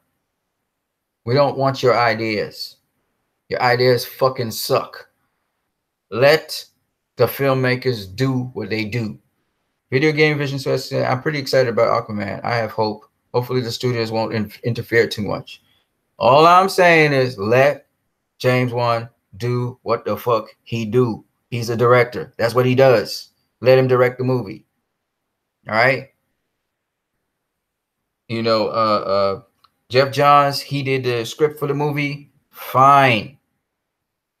But let James Wan interpret that script how he sees best. Let James Wan do what he does. Okay? Do not fuck over James Wan. I know they want to fuck him over. I know it because of the history of this fucking studio, man. I know they want to fuck this guy over. That's what pisses me off. I'm surprised there are not other people who are not as concerned as I am about this. If he gets free reign to do what he wants to do, then I'm happy. And we got to wait till the last moment because motherfucking Warner Brothers could even sabotage him in the last moment. Fuck that. This needs to be done right. All right, excuse all the F-bombs. Hear what I'm saying. Let James Wan do his movie, right? I am not hopeful like you guys in terms of I'm not stupid. You know what I mean? I'm not going to have stupid hope over Warner Bros. Because I know what they're capable of and what they're doing right now even. So I am not hopeful like you guys. I'm not going to play that stupid game. I've been caught too many times. They tagged me too many times. So fucking Warner Bros. Is not going to just step on me like that. You're not going to get my money just so. You're going to have to earn it. And first thing you got to do is earn my trust. So far, they have done nothing to show me that they are changed from the Justice League slant that they were going on. Nothing. They're like, oh, Justice League was just a bump in the road. You know, we tried to shape it in the right direction with Joss Whedon, and it just backfired. That's what they're going to say. And then they're going to try and shape James Wan thing from early. You see what I'm saying? And they got Jeff Johns right there. You know what I'm saying? So they got the right writer and everything. It'll work out just fine. And it's going to fucking flop. Y'all don't even understand. You wondering why I'm saying that over and over again, right? You don't understand. Because they're moving along a certain trajectory. And so they need to course correct that. Now, if that's what James Wan wanted to do, however, then so be it.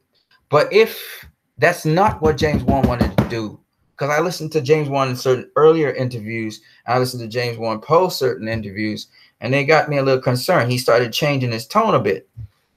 And that could only be because he's been sort of forced to change his tone.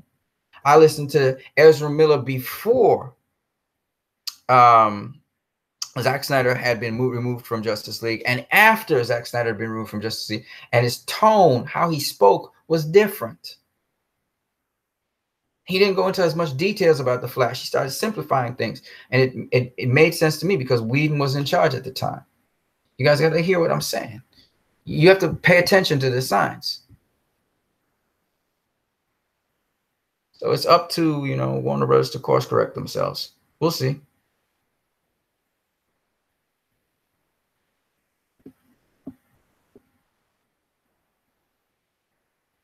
GoFilm says, I still have yet to be excited for Wonder Woman 84. Me too. Me too. But then again, it hasn't had a trailer put out, so that's not really a big thing. GoFilms, do you despise those who boycotted DCU just because it's DC? What? Do you despise those who boycott DCU just because it's DC? I don't understand. That's confusing what you just said.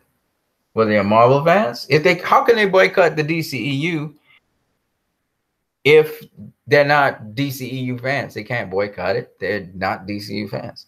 GoFilm says, everyone's saying that Aquaman will save the DCU. I think it's a huge risk. I don't know about no DCU never. Well, the DCU never needed saving until now. Now it's on the verge of being destroyed. So even if Aquaman is a success, but it ends up being a Marvel film, we have no more DCEU. In fact, if you notice, people have changed the name from DCU to Wood,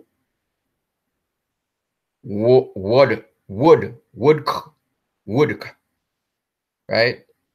WODC, the world of DC. So they're even trying to get rid of the DCEU name, even though it's still the DCEU and that was just a banner.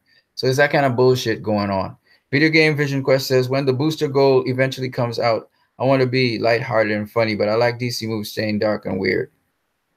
Again, I never said it had to be dark and weird. It depends on the director. For instance, David Sandberg's Shazam is pretty much in line with the character, even though some of it is really kind of Marvelish, right? So I don't really have a problem with David Sandberg's Shazam. It just doesn't, the trailer didn't excite me, okay? It excited me a little bit more than Aquaman, but it didn't excite me for Shazam. But Shazam is a ways off. All right. And again, situational humor is always funny. So I actually chuckled a couple of times in Shazam, the trailer. But I felt like, you know, the adult Shazam, sometimes he wasn't street smart like Billy Batson was. So I thought you have to be consistent, though, in terms of that. GoFilm says, if WB messes with James Wan's vision, then to be honest, they'd get what they deserve after not learning their lesson from JL. If W makes Aquaman bomb, it's on them. and they'll get what they deserve. That's my point. Exactly. And right now I'm trying to send a very hard message to them. So I hope they would listen that, you know, you're on the verge of fucking up everything. Okay. You and Jeff Johns are about to fuck up everything. Fuck up the universe I really, really love by marvelizing it. You're about to fuck up the whole joint. You're going to stink up the whole joint. So I'm just saying, all of this stuff I'm saying is to make sure they walk correctly concerning James Wan. Let them live and die by James Wan. Let James Wan, if the film has to sink, let it be truly James Wan's responsibility. But it isn't going to sink if it's James Wan's responsibility, because James Wan will bring something unique and beautiful to the table, like Patty Jenkins did with Wonder Woman. If they would just let the fucking director direct the film how they want to direct the fucking film. That's all I'm saying. Let the director direct the film how he wants to direct the film. Let him do it. And he'll live and die by that. That's all I'm saying. The bottom line I'm saying over and over again is this. We want to make sure our directors are protected. Yes, there's a process through which, you know, directors have to go through and stuff like that. But for the integrity of the characters, so the integrity of Aquaman, so that Aquaman would be a true success, so that if James Wan admires Zack Snyder, that's cool. That doesn't mean James Wan has Zack Snyder's style. I'm not saying everything has to be like Zack Snyder's style. I'm not saying that at all. Patty Jenkins had her own style, but she wasn't compromised like David Ayer was compromised, and like they want to compromise James Wan. So I'm just saying, for some reason or the other, they're so interested in critical reviews and in the detractors that they're willing to say, fuck the fans that actually put money to them. They ignore their base to try and appeal to other people, instead of allowing to feed their base, and their base go out and convince the people that these movies are good. And then when these movies consistently keep on entertaining people, the critics will look like assholes, because the people are not listening to the critics anymore, because for these particular kinds of movies, these movies appeal to people and they really have substance. Because we're beginning to learn that critics' opinion on film is bullshit. And remember, these are guys that live off of reviewing films. They don't pay for any fucking tickets. They don't carry anybody to the cinema. All they do is walk into the cinema. They get things for doing what they do. They get paid for what they do. They get stuff and perks from the company, so that they could write some fucking review about a film, and then hopefully that gets other people to go see the movie. But what people forget is, in this day of social media, people don't need to go to critics to know if it's a good film. If you have good word of mouth on a film, regardless of what the critics say about the film, that's why Suicide Squad was critic proof. That's why BVS was critic proof. Okay? Because it was the people who actually saw the films that said, "Now, fuck the critics. I don't know what the fuck the critics were talking about. This was a good film." That's what the people said. So why is Warner Bros. So concerned about critical reviews? They're so fucking, and then Suicide Squad win an Academy Award as well. So they're so concerned about fucking critical reviews and detractors, and they so want to expand their base that they're willing to fuck their foundation. You can't expand if you don't have a foundation. And most of the people who are in the DCU, most of them came to the DCU as an alternative to the MCU, for crying out fucking loud, man. So most of them don't appreciate. That's why Justice League got bashed like that, because it was fucking Marvelized. Nobody want to go see a fucking Marvel film. That's for the Marvel universe. And we left the fucking Marvel universe for that reason. We don't want Marvel when we are in DC.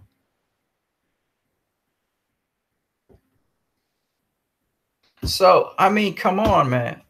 Now, there's some people in here that like DC and Marvel. Cool for them. So that it's not a big deal for them. Because if you see a Marvel film with DC, it's like, oh, yeah, it's great. But there are so many of us that don't like that.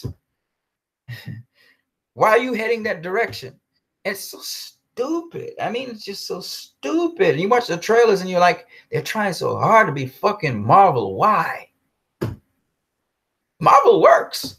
Marvel works for Marvel. It doesn't work for DC. The fans didn't come to see another Marvel movie. Marvel works for Marvel. And you know what's the funny thing? Toby Emmerich or Walter Hamada said, you know, we have to stick to what it is that makes us good, right? We have to stick to what makes, you know, Marvel, God bless them, but we have to stick to what makes us good. And then you go right back and you give us a Marvel fucking flick. And you won't release the Snyder Cut. Fuck you, man. Fuck your lies, Warner Brothers. Fuck your lies. You lie through your teeth. You know you're going right back to Marvel with Jeff Johns. Fucking Jeff Johns. Man, fuck you, man. And that's why, you know, you're going to hear me say these things because it's fucking a fucking lie. It's just a PR stunt. And you know what? The Snyder Cut fans were right. Even Zack Snyder said something that was untrue. You know, it's like, oh, you know, man, they had this family tragedy and stuff. No, they kicked your ass off the film, Zack. And you know this. And we saw how they kicked off Junkie XL as well. To put on Elfman and Whedon. And I thought that was going to be a good thing. And it turned out to be substandard to what we would have gotten with you and Junkie XL. So they really fucked up, man. They fucked up Justice League. And now they're going to try and fuck up Aquaman. I keep on saying it over and over so you guys will hear me. I don't give a fuck what anybody says. I paid my money for those films. I backed Warner Brothers all the way. I was defending them all the way. So don't tell me about being positive and defending Warner Brothers. Don't you dare tell me about that.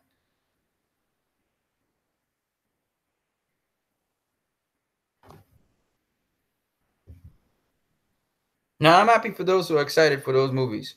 But I would be a hypocrite if I said I was excited for those movies upcoming. I'm not.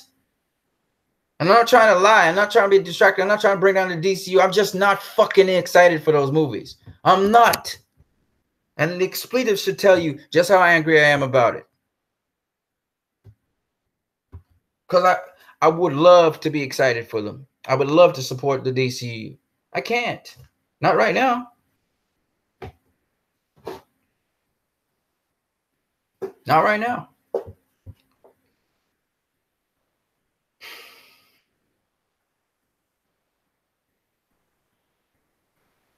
So, yeah. I just wanted to say that. Shout out to Goat Films. Shout out to Video Game Vision Quest. It's 3:09 in the morning. I need to go to sleep. This video has been about an hour long or whatever. I said I was going to share some of the movies I like so you can see what kind of movies I like and stuff like that. I keep on saying it over and over. I came to the DCU because of Zack Snyder. I came to the DCEU because he put forward a story that was down my alleyway. And even the broken up Suicide Squad had an interesting premise and bits and pieces of it were good. As we all know, the plot was paper thin. And it is probably the least like DCEU movie of all of them. And Justice League even has a little bit more than that movie. But at the end of the day, man, at the end of the day, right? At the end of the day, I came to the DCU because of Man of Steel. And I really enjoyed Man of Steel. I told you I saw films. I never seen no damn film in the theater 6 fucking times. Come on now. And then I went and saw Batman v Superman 10 fucking times. I couldn't get enough of Batman v Superman. Okay? Went and saw Justice League 10 times. So it's not that I don't like the DCEU. I just abhor the direction it's going in now.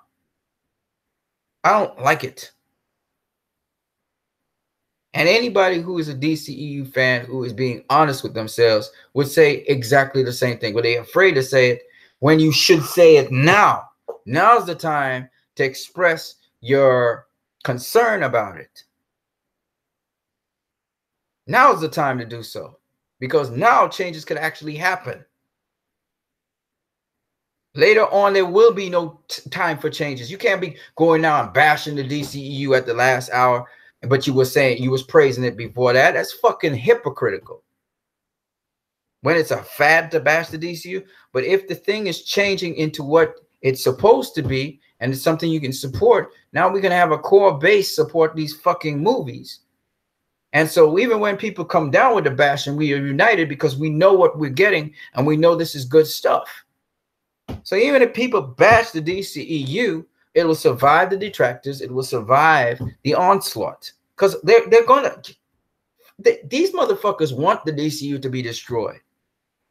All the detractors and the critics, they want the fucking DCEU to be destroyed. And the only thing standing between that and its survival and then its thriving is the fucking DCEU fans.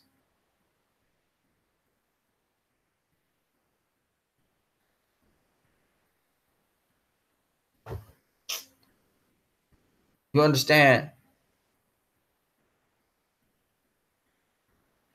GoFilm says, I feel your pain. Zack Snyder defined the DCU, and the fact that they kicked him out to make it Marvelized is disgusting. That's what I'm saying, man. Their decision-making is stupid. They are catering to people who are not invested in the fucking DCEU. Why would you cater to people who are not invested in your DCEU movies? They are not the main contributors of your DCEU movies. They are not the people who carry good word of mouth about your DCEU movies to help you expand your universe. Why would you cater to those motherfuckers? Why? And then you literally mistreat the ones who are actually on your side. It's so fucking stupid. It's like someone deciding we need to destroy the DCU and then start it back over as an MCU. It's so fucking stupid. It will never survive.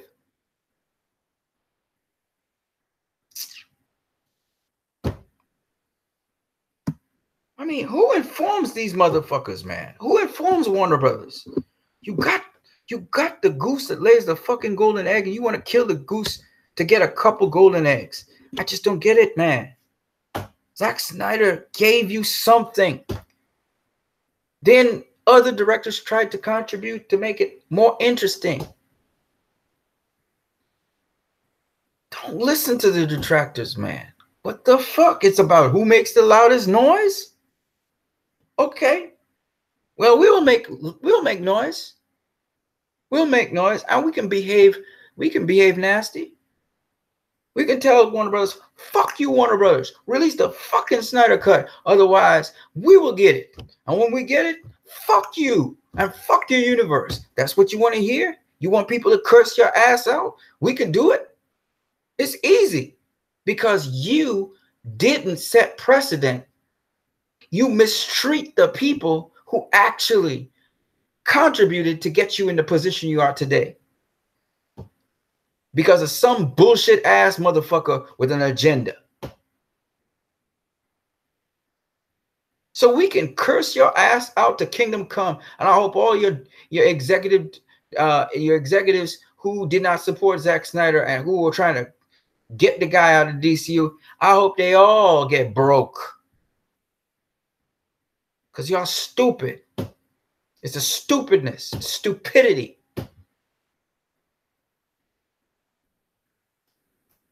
Y'all feel I'm playing? I'm not playing. I'll get him a tongue lashing. I don't care. I don't care if they do release the Snyder Cut or not, because it's going to come out. What I do care about is them putting their stupid, ignorant ass hands on a director's work. I'm going to get him a tongue lashing. I don't give a fuck.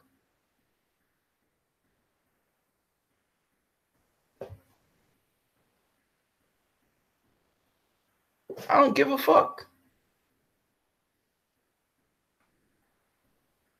Somebody got to tell them as it is.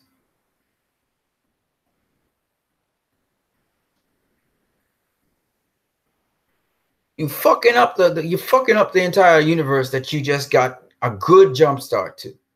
So yeah, the critical reception was poor for almost all your movies except for Wonder Woman. The critics don't buy your movies.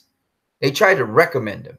And guess what? The people who actually buy these movies and listen to them and show people your movies and people are getting won over by them, they're better and more effective than those fucking critics that you are waiting hand and foot on and trying to court. For all your courting of the critics for Justice League and all your changes in Justice League, you got a meager fucking 40% on Rotten Tomatoes. 40% of the critics had favorable reviews by and large for Justice League. Yeah, so you court them and everything, and you still got fucked over by them.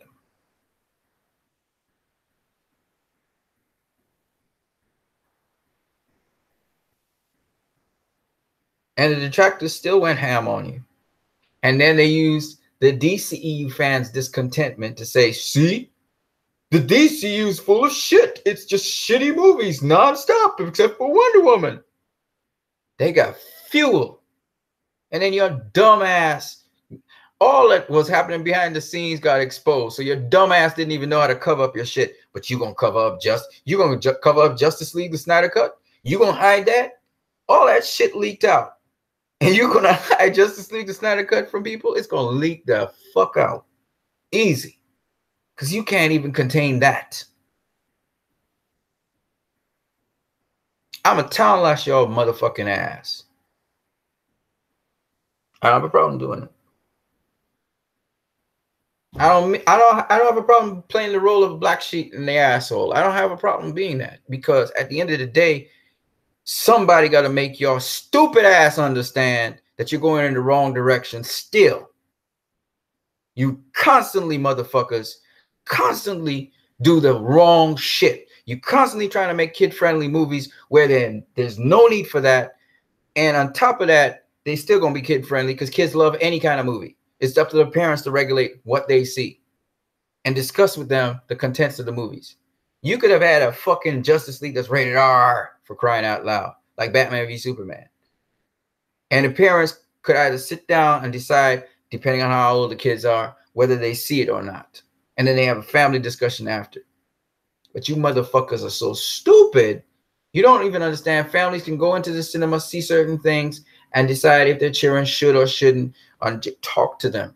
Because in life, people curse. People swear all the time, like I'm cursing and swearing right now. That means you're going to try and cork the child's ear. Don't listen to that. No, you have to let them know in reality, people curse and swear. But that doesn't mean you should. And you can have a discussion on that with them. At the end of the day, what's so funny to me is Warner Brothers puts out the ultimate cut of Justice League, which is just a tad more violent and has one F-bomb in it, right? And at the end of the day, that does better and is received better than the theatrical cut. So what the fuck did you actually do, Warner Brothers?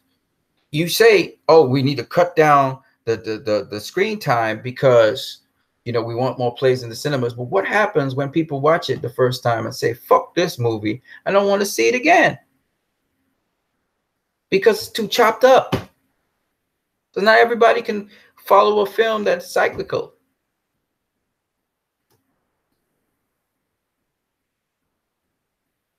So anyways, that's what I got to say, peoples. And yes, it's a little bit of a rant. And yes, I'm a Christian. I shouldn't be cursing. I know all of that, right? But sometimes, man, sometimes you got to act the ass for Warner Brothers to understand. Sometimes you got to make a little noise for them to hear.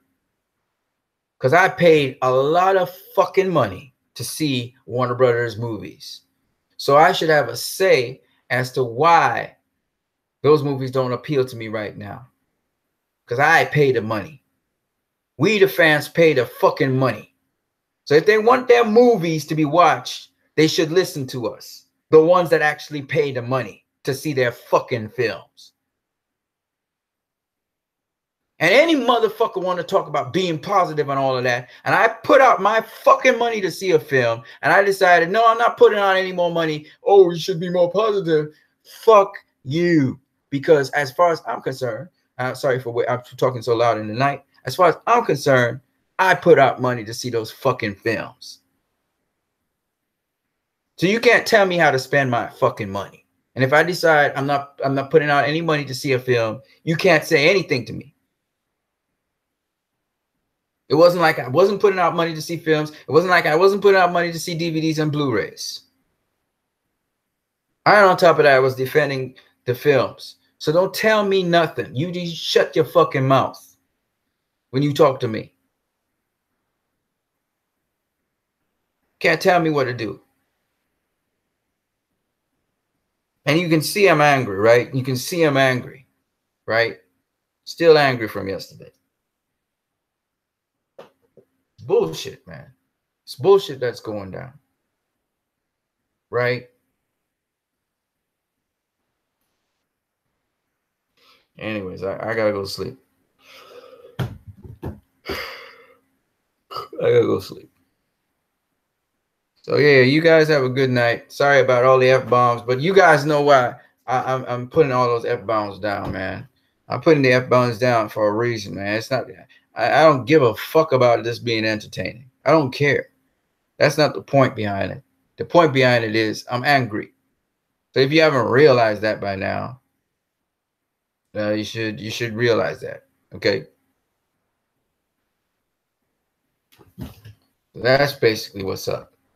I don't care about no fucking views. Fuck that. I'm just expressing myself on social media. Don't care if it ain't PC. I don't give a fuck. This is a point I'm making. That's strong.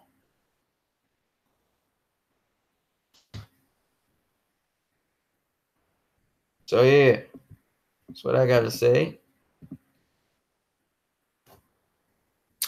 But peoples, I want to say also that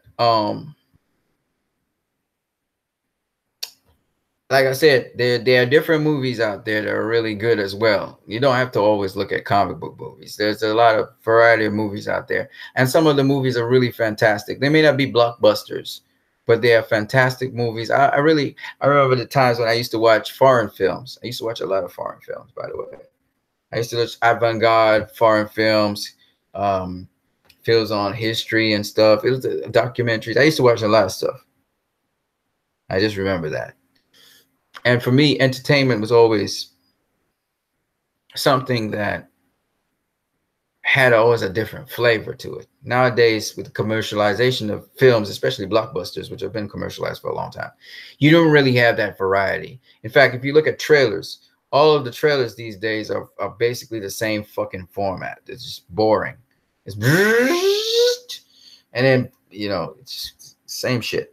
So it's hard to find innovative films with innovative music and innovative things, you know. And so for me, variety is the spice of life. It's not everything looks the same, behaves the same, has a formulaic structure to it. And it's always nice when you can see something that's refreshingly different to what we've been seeing. Not something that's a sort of like a gimmick, which there's a gimmick to it, but it's really the same format as everything else. But something that's refreshingly different. And unfortunately, these critics and all these people troll. Some of the major, you know, YouTubers and stuff, they troll. So they would use the same terms that I just used. I just said gimmick, and all of a sudden that word goes all over, and you hear it all over social media because these people watch my videos as well. They watch everything, right? And so they hear me say something in sincerity, and they go with it, and they troll it.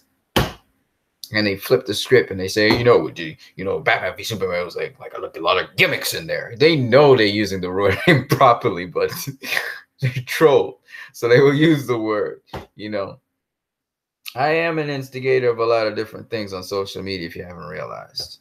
All of a sudden, a term becomes popular because I said it. I know where it comes from and everything. And I don't give a fuck, like I said before. You guys don't understand. I don't care. Like, I don't care what these people say. I don't care. The important thing for me, which if you haven't gathered it yet, is I'm hoping for the DCEU to be successful. And that's why I'm saying these things as harshly as I can now, so that hopefully the message gets into the thick skulls of some of these stupid people that it's serious, and you need to take it seriously and take your precautionary measures now. This is the time to make your changes now, if they are necessary. If they're not necessary and the director's doing what he's doing, then fine. But if more than likely you're interfering with the director's vision already. More than likely. And so based on your past trends. So therefore, it means you better rethink that Marvelizing of the universe, because you're thinking that you will win over Marvel fans, that will take over those DCEU fans and just get the fuck out of here, DCEU fans. You will realize very soon that DC and Warner Brothers are known for a particular kind of film, and they have never done well in live action with films that are more Marvelish. So the more you Marvelize the films, is the less audience you will get. It's just what it is. So if they think that they're going to succeed by Marvelizing the DCU, as with past DC movies, they will realize the harsh reality of trying to do that. That's what I'm trying to tell them. There's a history to this shit, and they are just doing the same things. They're just repeating fucking history, thinking that they will succeed this time around. Why? I don't know. The logic behind it makes no sense. They're going to fail miserably if they go down that pathway. I can guarantee you that. It's based on their history. It's based on their fucking history. This is not the fucking MCU, folks. The MCU can do that because it's the MCU. Right? Marvel Fox has not succeeded at doing that. Marvel Fox, when they try to do something like that, they have failed. Because that's not Marvel Fox. Marvel Fox is known for a particular kind of thing. See, there's a particular set of people that follow a particular set of... There's some people who follow all of them. They like all of them. Yeah, I love all of them. But they are not the majority of people in any given one of them. The MCU people have comic book movies for them. The Fox, Marvel set of people have comic book movies for them. Deadpool, okay? Raunchy, rated R, edgy, right? That's Marvel Fox. Marvel Fox is not really known for comedy, but when they do comedy, it's edgy, gritty, grimy, vulgar. The X-Men franchise, gritty, serious, kind of theatrical, but serious, okay? That's what Marvel is known for. Fox. The MCU is known for funny, light, not too serious. That's what they're known for, okay? The DCU has their own flavor. They are different. Then you got the Transformers franchise. It's all about action, explosions, action, right? So each one of these franchises is known for their particular kind of stuff. You don't go now and try and go against that. Oh, we're going to try and reinvent that, and we're going to try and be like this universe. You're fucking it up. You're fucking up your own identity.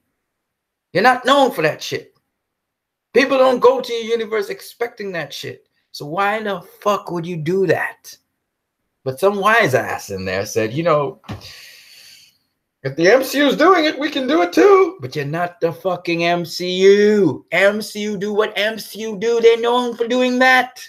Not the fucking DCU, you assholes.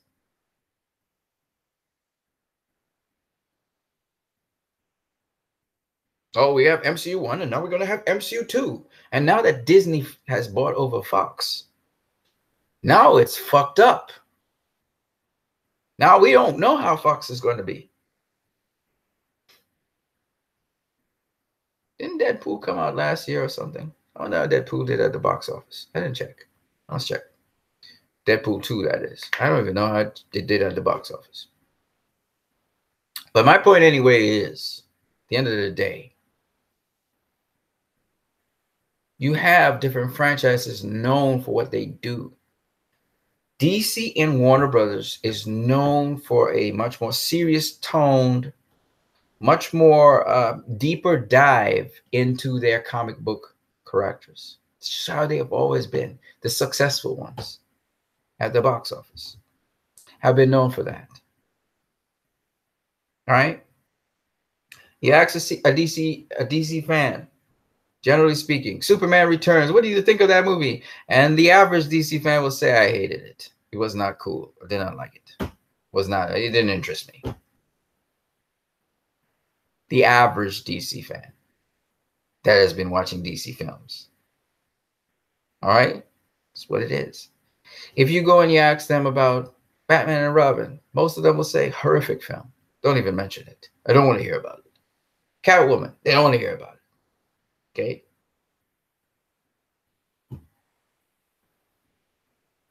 Why? Because DC is not known for an MCU-like film, a heavy MCU-like film. It's not. They're not into just laughing for laughing's sake. They're not. The MCU is known for that. So you have to stay in your fucking lane. And these executives, thanks to Jeff Johns, are not.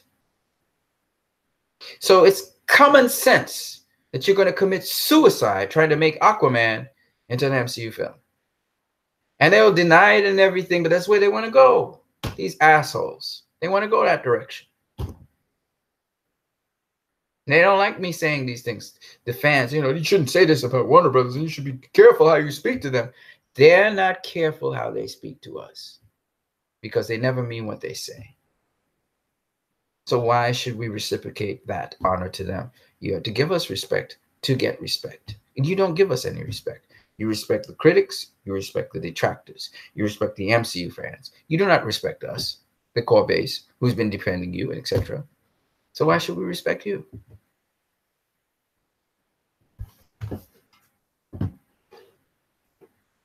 If what I'm saying makes sense, why not do it?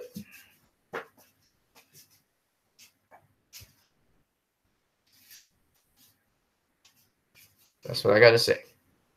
You guys have a good night. Peace and deuces to you guys. Yeah, sometimes I can be very, very, very crass. And the point behind it is to hammer the message home, because that message is a message that's very important. Okay? The Snyder Cut movement is about how directors are treated by studios. That's the point. And not any studio, but Warner Brothers studio, because we're in-house. We're dealing with Warner Brothers. So that's what we're talking about. And they have to understand that the power is in the fans' hands, not their hands. They think executives and all these people feel they have power. You ain't got fucking power because it's the fans to bring in the money. So when you think you have power and you feel you could do this to this director and do that to director, just remember the fans have the last say. The fans have the last say. And the fans that are out here today in this age, they're not taking shit. They're not going to wait 10 years. This is a fast-paced society. They're not going to wait fucking 10 years for a film. You out of your fucking mind. This is social media, man. Everything's instantaneous in this age. You think they're going to wait 10 years? They ain't even going to wait 10 months. None of them. Some of them want to say, if it comes out in 20, 30 years, fuck that. That ain't happening. That motherfucker coming out within a year. Otherwise, trouble. It better come up. Maybe it needs to come out before Aquaman even. Because, shit, this is a different time. People want instant gratification. And you don't do that, they badmouth your ass. Warner Brothers doesn't understand the game that's being played. Well, go ahead, man. Try and press your luck. Press your fucking luck. Press it. Press it. This is a different time. This is not Richard Donner's time. This is not Tim Burton's time. This is the fucking social media and the internet. This is a different fucking time. Ain't nobody gonna sit down and wait for no Snyder Cut, no 20, 10 years, 15 years. Fuck that. Oh, they quicker leave your universe fast in the blink of an eye. Pooh! and they're gonna try and hack into your files or something, or get it some other way. They're gonna get it some other way. That's all. It's the age of digital media. They don't get it. Or somebody will get it. And when they get it, they'll say, fuck you and fuck your universe. I'm going to find something else to watch. Because they don't have to watch. Most of these DCU fans don't have to watch comic book movies. They can read their comic book still, and they can still enjoy their lives and watch other movies.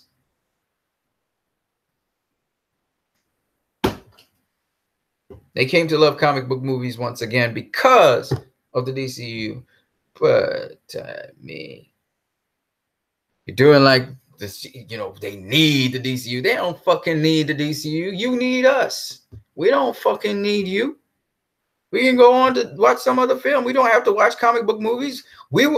A lot of us weren't the believers in comic book movies. We thought we was too old for comic book movies. That shit. Zack Snyder made some of us believe in comic book movies again. So we just go back to what we do and say, fuck you. It's that simple.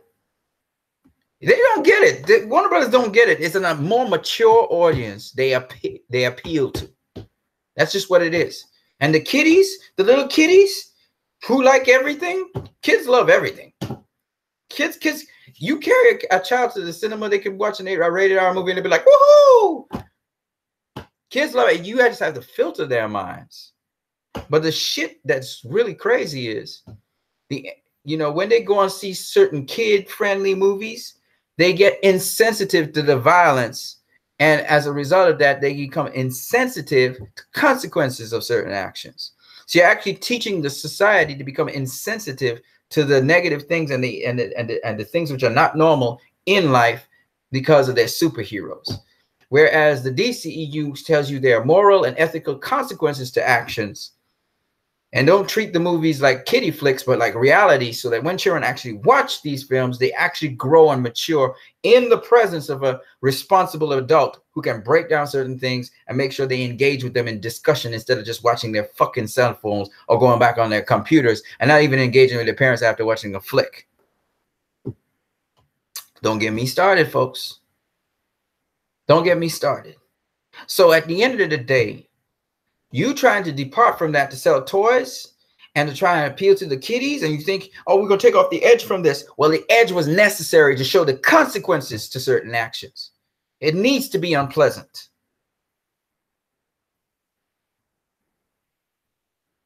For the little kiddies.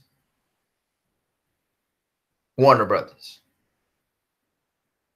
In fact, I would say this. You probably sell more toys.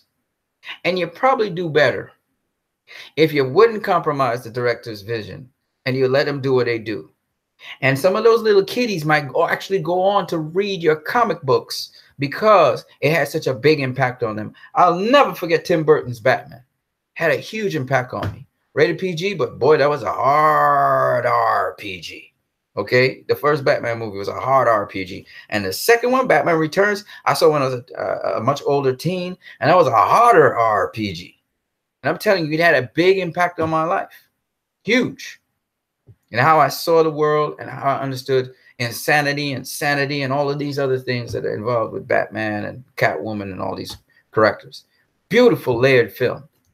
For a teenager, that's a big deal. That's the kind of caliber movie you need. And we don't have that shit anymore. All right. And in a politically correct world where people get oversensitive to certain things, we find that jackasses overlook certain other admirable traits about movies. And so not only do we lack creativity, but now we end up also overpassing ethics and morality. For a fucking laugh. Everything's a fucking joke. You know how much I despise that shit. And they're like, well, why? Movies? You shouldn't have movies that laugh? And then you hear the critics saying, oh, such a hilarious movie. Such fun and jokes. Fuck you. Comic book movies don't only be that. Man, I just want to slap some of these motherfuckers. But I won't. I know I'm just venting in a way. So these are the things that get me, man. And I have to put it in videos. I have to put this shit in videos. I have to. I don't give a damn what anybody says. I have to put these things in videos. And the reason why I put it in a video is because I have a video recording of that. So when it comes to pass, I turn around and said, I talked about this already. There it is. Look at the video right there.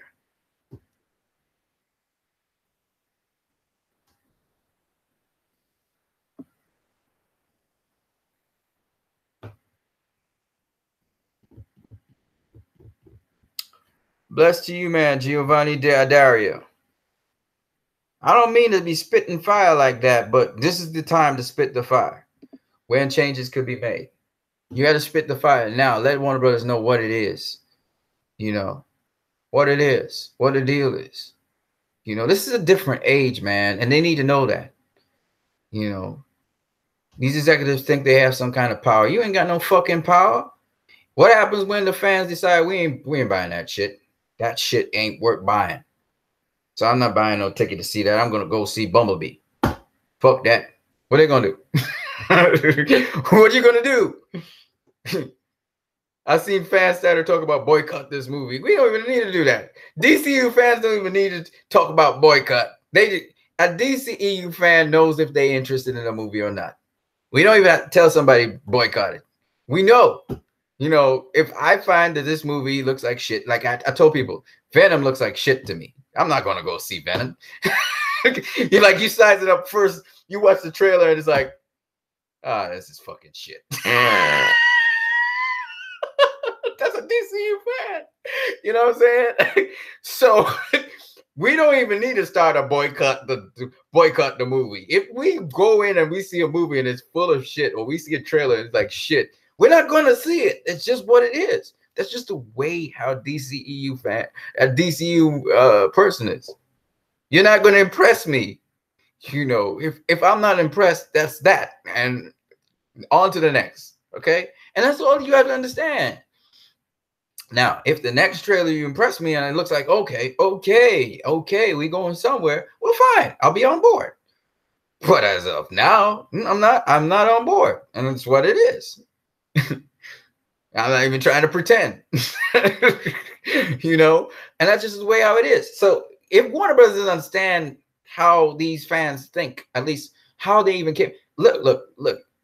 I would probably never be in the DCEU if I didn't see the trailer that Zack Snyder had on Superman where he said it's not an S, right? I would have probably never be a DCU fan. It's just one of those things. Because I was not interested in comic book movies, people. The MCU had nothing to offer me.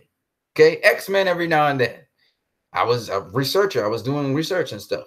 Busy with life. An adult, right? Doing what you do. So I was not interested in comic book movies. Okay? It's Zack Snyder got me interested. I keep on telling this story over and over again so people will understand. I'm not up for some shit. You give me some shit in front of my face, I'll just look at it and bypass it. Okay? Because I'm not interested in that. So if you put shit in front of my face, let's be as crass as possible. You put shit in front of my face and tell me, yeah, you should enjoy this. And a lot of people chime in like a choir and say, yes, it was the greatest thing ever. I'll be looking at it like I'm unimpressed. It has nothing to do with them because I saw it. I can make up my own damn mind. That's a DCE fan. I'll make up my own fucking mind. You don't make up my mind for me. So if I say it's shit, that's what I think. You don't have to share my opinion. You could be zealous about it. Good for you. But for me, it's shit. Do you get it what I'm saying? So I don't need anybody to make up my mind on a film. I see it and it's shit. Then I say, I don't want to see it. And that's that. Okay? And that's what people have to understand. So it doesn't matter how many times you tell me Venom was a bomb trailer. It's the greatest trailer in the world. I say it's shit. That's what it is for me. And I can tell you why it's shit and why I don't like it. And that's just not my taste in movies. Now, maybe it's your taste in movies. But for me, hell no. And you have to understand that. And that's all to it, really. All right? I knew Infinity War was going to be a piece of shit for me from the first trailer to the last trailer. That's not my movie. Thor Ragnarok, I knew it was a shit. It was a shit movie. I knew that from The first time I saw the trailer, I was like, this is just not my film, but I'm going to go see it. And I went and see it. I waste my time because I knew it was not my film. It's not my style of film. It's not my thing. And from the opening, from the opening fucking scene, I knew this was just not my movie. I knew it from the opening scene when the first fucking joke that cracked. I knew, why am I here? Why did I spend my money? I know what's going to happen. And I didn't need, there was nothing like giving the film a fair shake because joke after joke came. Boom, boom, boom, boom. And I was really angry. I was signed out from, I think, the second joke. I was signed out until what was it? Until Thor was going through this thing, going to meet the whatever the guys. I can't remember the guys. See, I usually forget things when there's too much trauma involved. It traumatized me so much, I just forget about it. You forget a name or something, it's because I'm traumatized. I'm like, yeah, the name of it. My mind just blanks it out. You know, doesn't want to remember the experience. You know, and that's the way that's the way how it goes for these things. I don't want that for the DCEU. Fuck no. Okay? I don't want to be going to the cinema and just angry when I leave.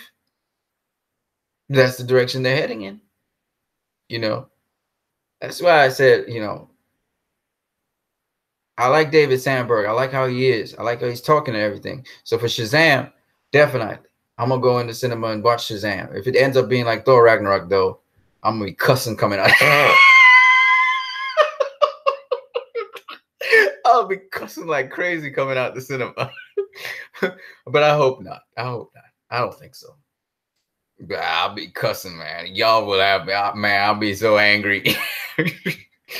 Oh, God. Oh, Infinity War. Oh, my God, man. Jeez, I can't take them kind of movies, boy. I just can't do it. Can't take it. You know, some people get up and left the cinema with Batman v Superman. Man, I would rip my chair. I would rip my chair out the cinema and throw it at the screen. See, and you'll hear me out loud in the middle of the cinema. Fuck you!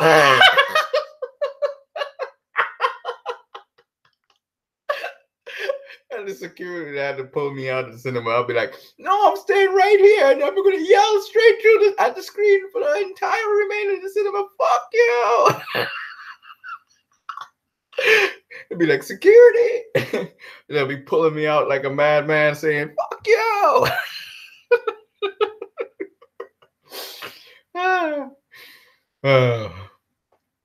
Yeah. Because you know I spent my money. I'm gonna try to stay in there for the duration. But I'm gonna have my fun. I'm gonna curse the shit out of that movie. I'll be like, fuck you. You know, is that somebody sitting in the seat in the cinema and you hear them saying, fuck you.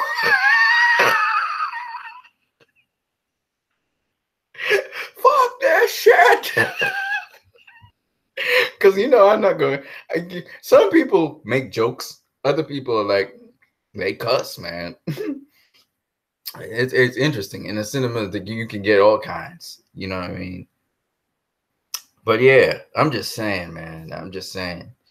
You know, I know you guys are just laughing. It's just supposed to be funny. It's not. I would not go in the cinema and say fuck you. I could actually lose it, but sometimes I wouldn't poke fun at the video either, because, you know, if they're making so many jokes and they're not falling, I don't find that humorous. Okay, I actually would get very angry. I would actually get angry. Some people, they start to make fun of the film and they start laughing at different things. I probably wouldn't. I would be so disappointed. I'd probably get angry. I'd be mumbling under my breath, "Oh, fucking movie. Why did I come and pay this money for this fucking movie? I gotta go and see that fucking movie over there."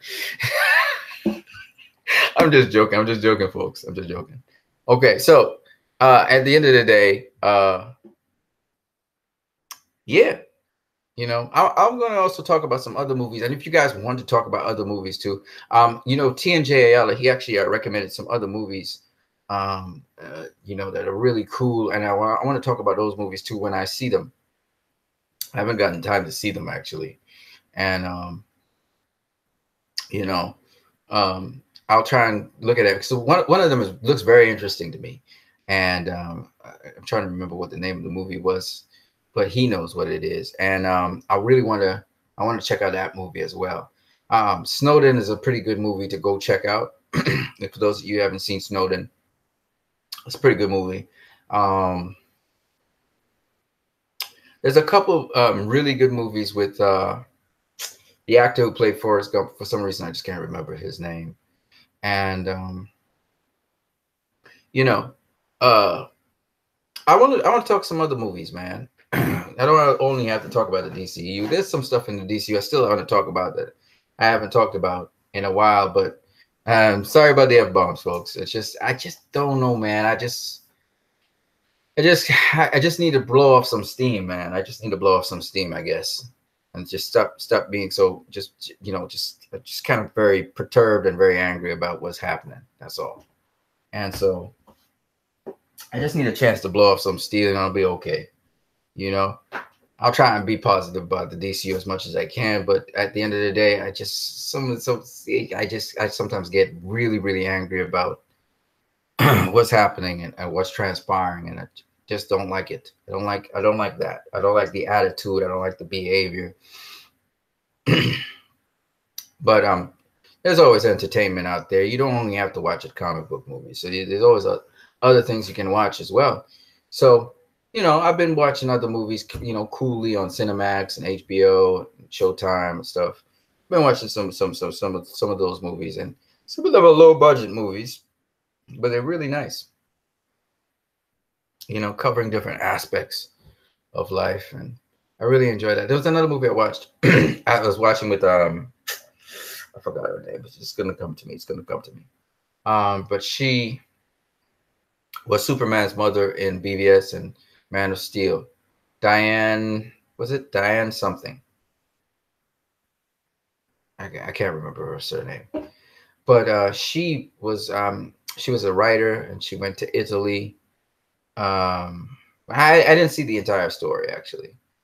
I don't know what really transpired, but it was really cool because I think she had gotten her husband just divorced her and went off with another woman and kicked her out of the house and everything, or something like that. I can't remember what it was, but it had a nice poetic kind of way to it that I was enjoying. Some other movie I watched this afternoon as well. I can't remember what it was. It's gonna come to me in a minute. I do like not CSI. I like Law and Order, and there's another thing, something like CSI. It's a kind of detective thing too. It's on AXN or something like that. I forgot what it's called, but I was watching some of that too, and something else I was watching. I can't remember today. I was watching something and I fell asleep on it though. I can't remember what it was because I did work for most of the day. But anyways, folks, it's almost 4 o'clock in the morning. I have been talking for too long with you guys. It was nice talking with you guys though, and I hope you guys have a good day, man. I hope you guys have a good day. You know, I really enjoy watching certain kinds of movies and the spectrum of feelings. And again, I don't have to watch an action movie. I don't have to watch a comedy, but some movies are comedies, and I like comedies that are stimulating and interesting and, you know, different, unusual, you know. So anyway, I wanted to just talk about a little bit about Criminal, which was a movie I wanted to see, and I actually finally saw it on I forgot what it's called. What did I say? On HBO? On HBO. And there was another movie I saw also, but I didn't see the whole thing. With Sandra Bullock. I forgot I forgot its name, but I've seen it before, pieces of it. I still haven't seen it. I still haven't seen the entire thing because I always fall asleep somewhere in between it. It doesn't mean it's bad. It's just I was tired and I fell asleep. Sometimes I see bits and pieces of movies, you know. And there was a nice old movie I saw as well, which was really good. Anyways, you guys have good. Hey, you know what? I got a challenge for you guys. List some of the movies you've seen either in the cinema or on television, which you thought were good movies. They don't have to be blockbusters. They don't have to be great, critically acclaimed movies. They just need to be movies that you think people like myself could see and it would be interesting. That would be something for you guys to check out. All right. Sorry about the F-bombs, folks, but you know, it happens and I'm not erasing this video. Have a good one.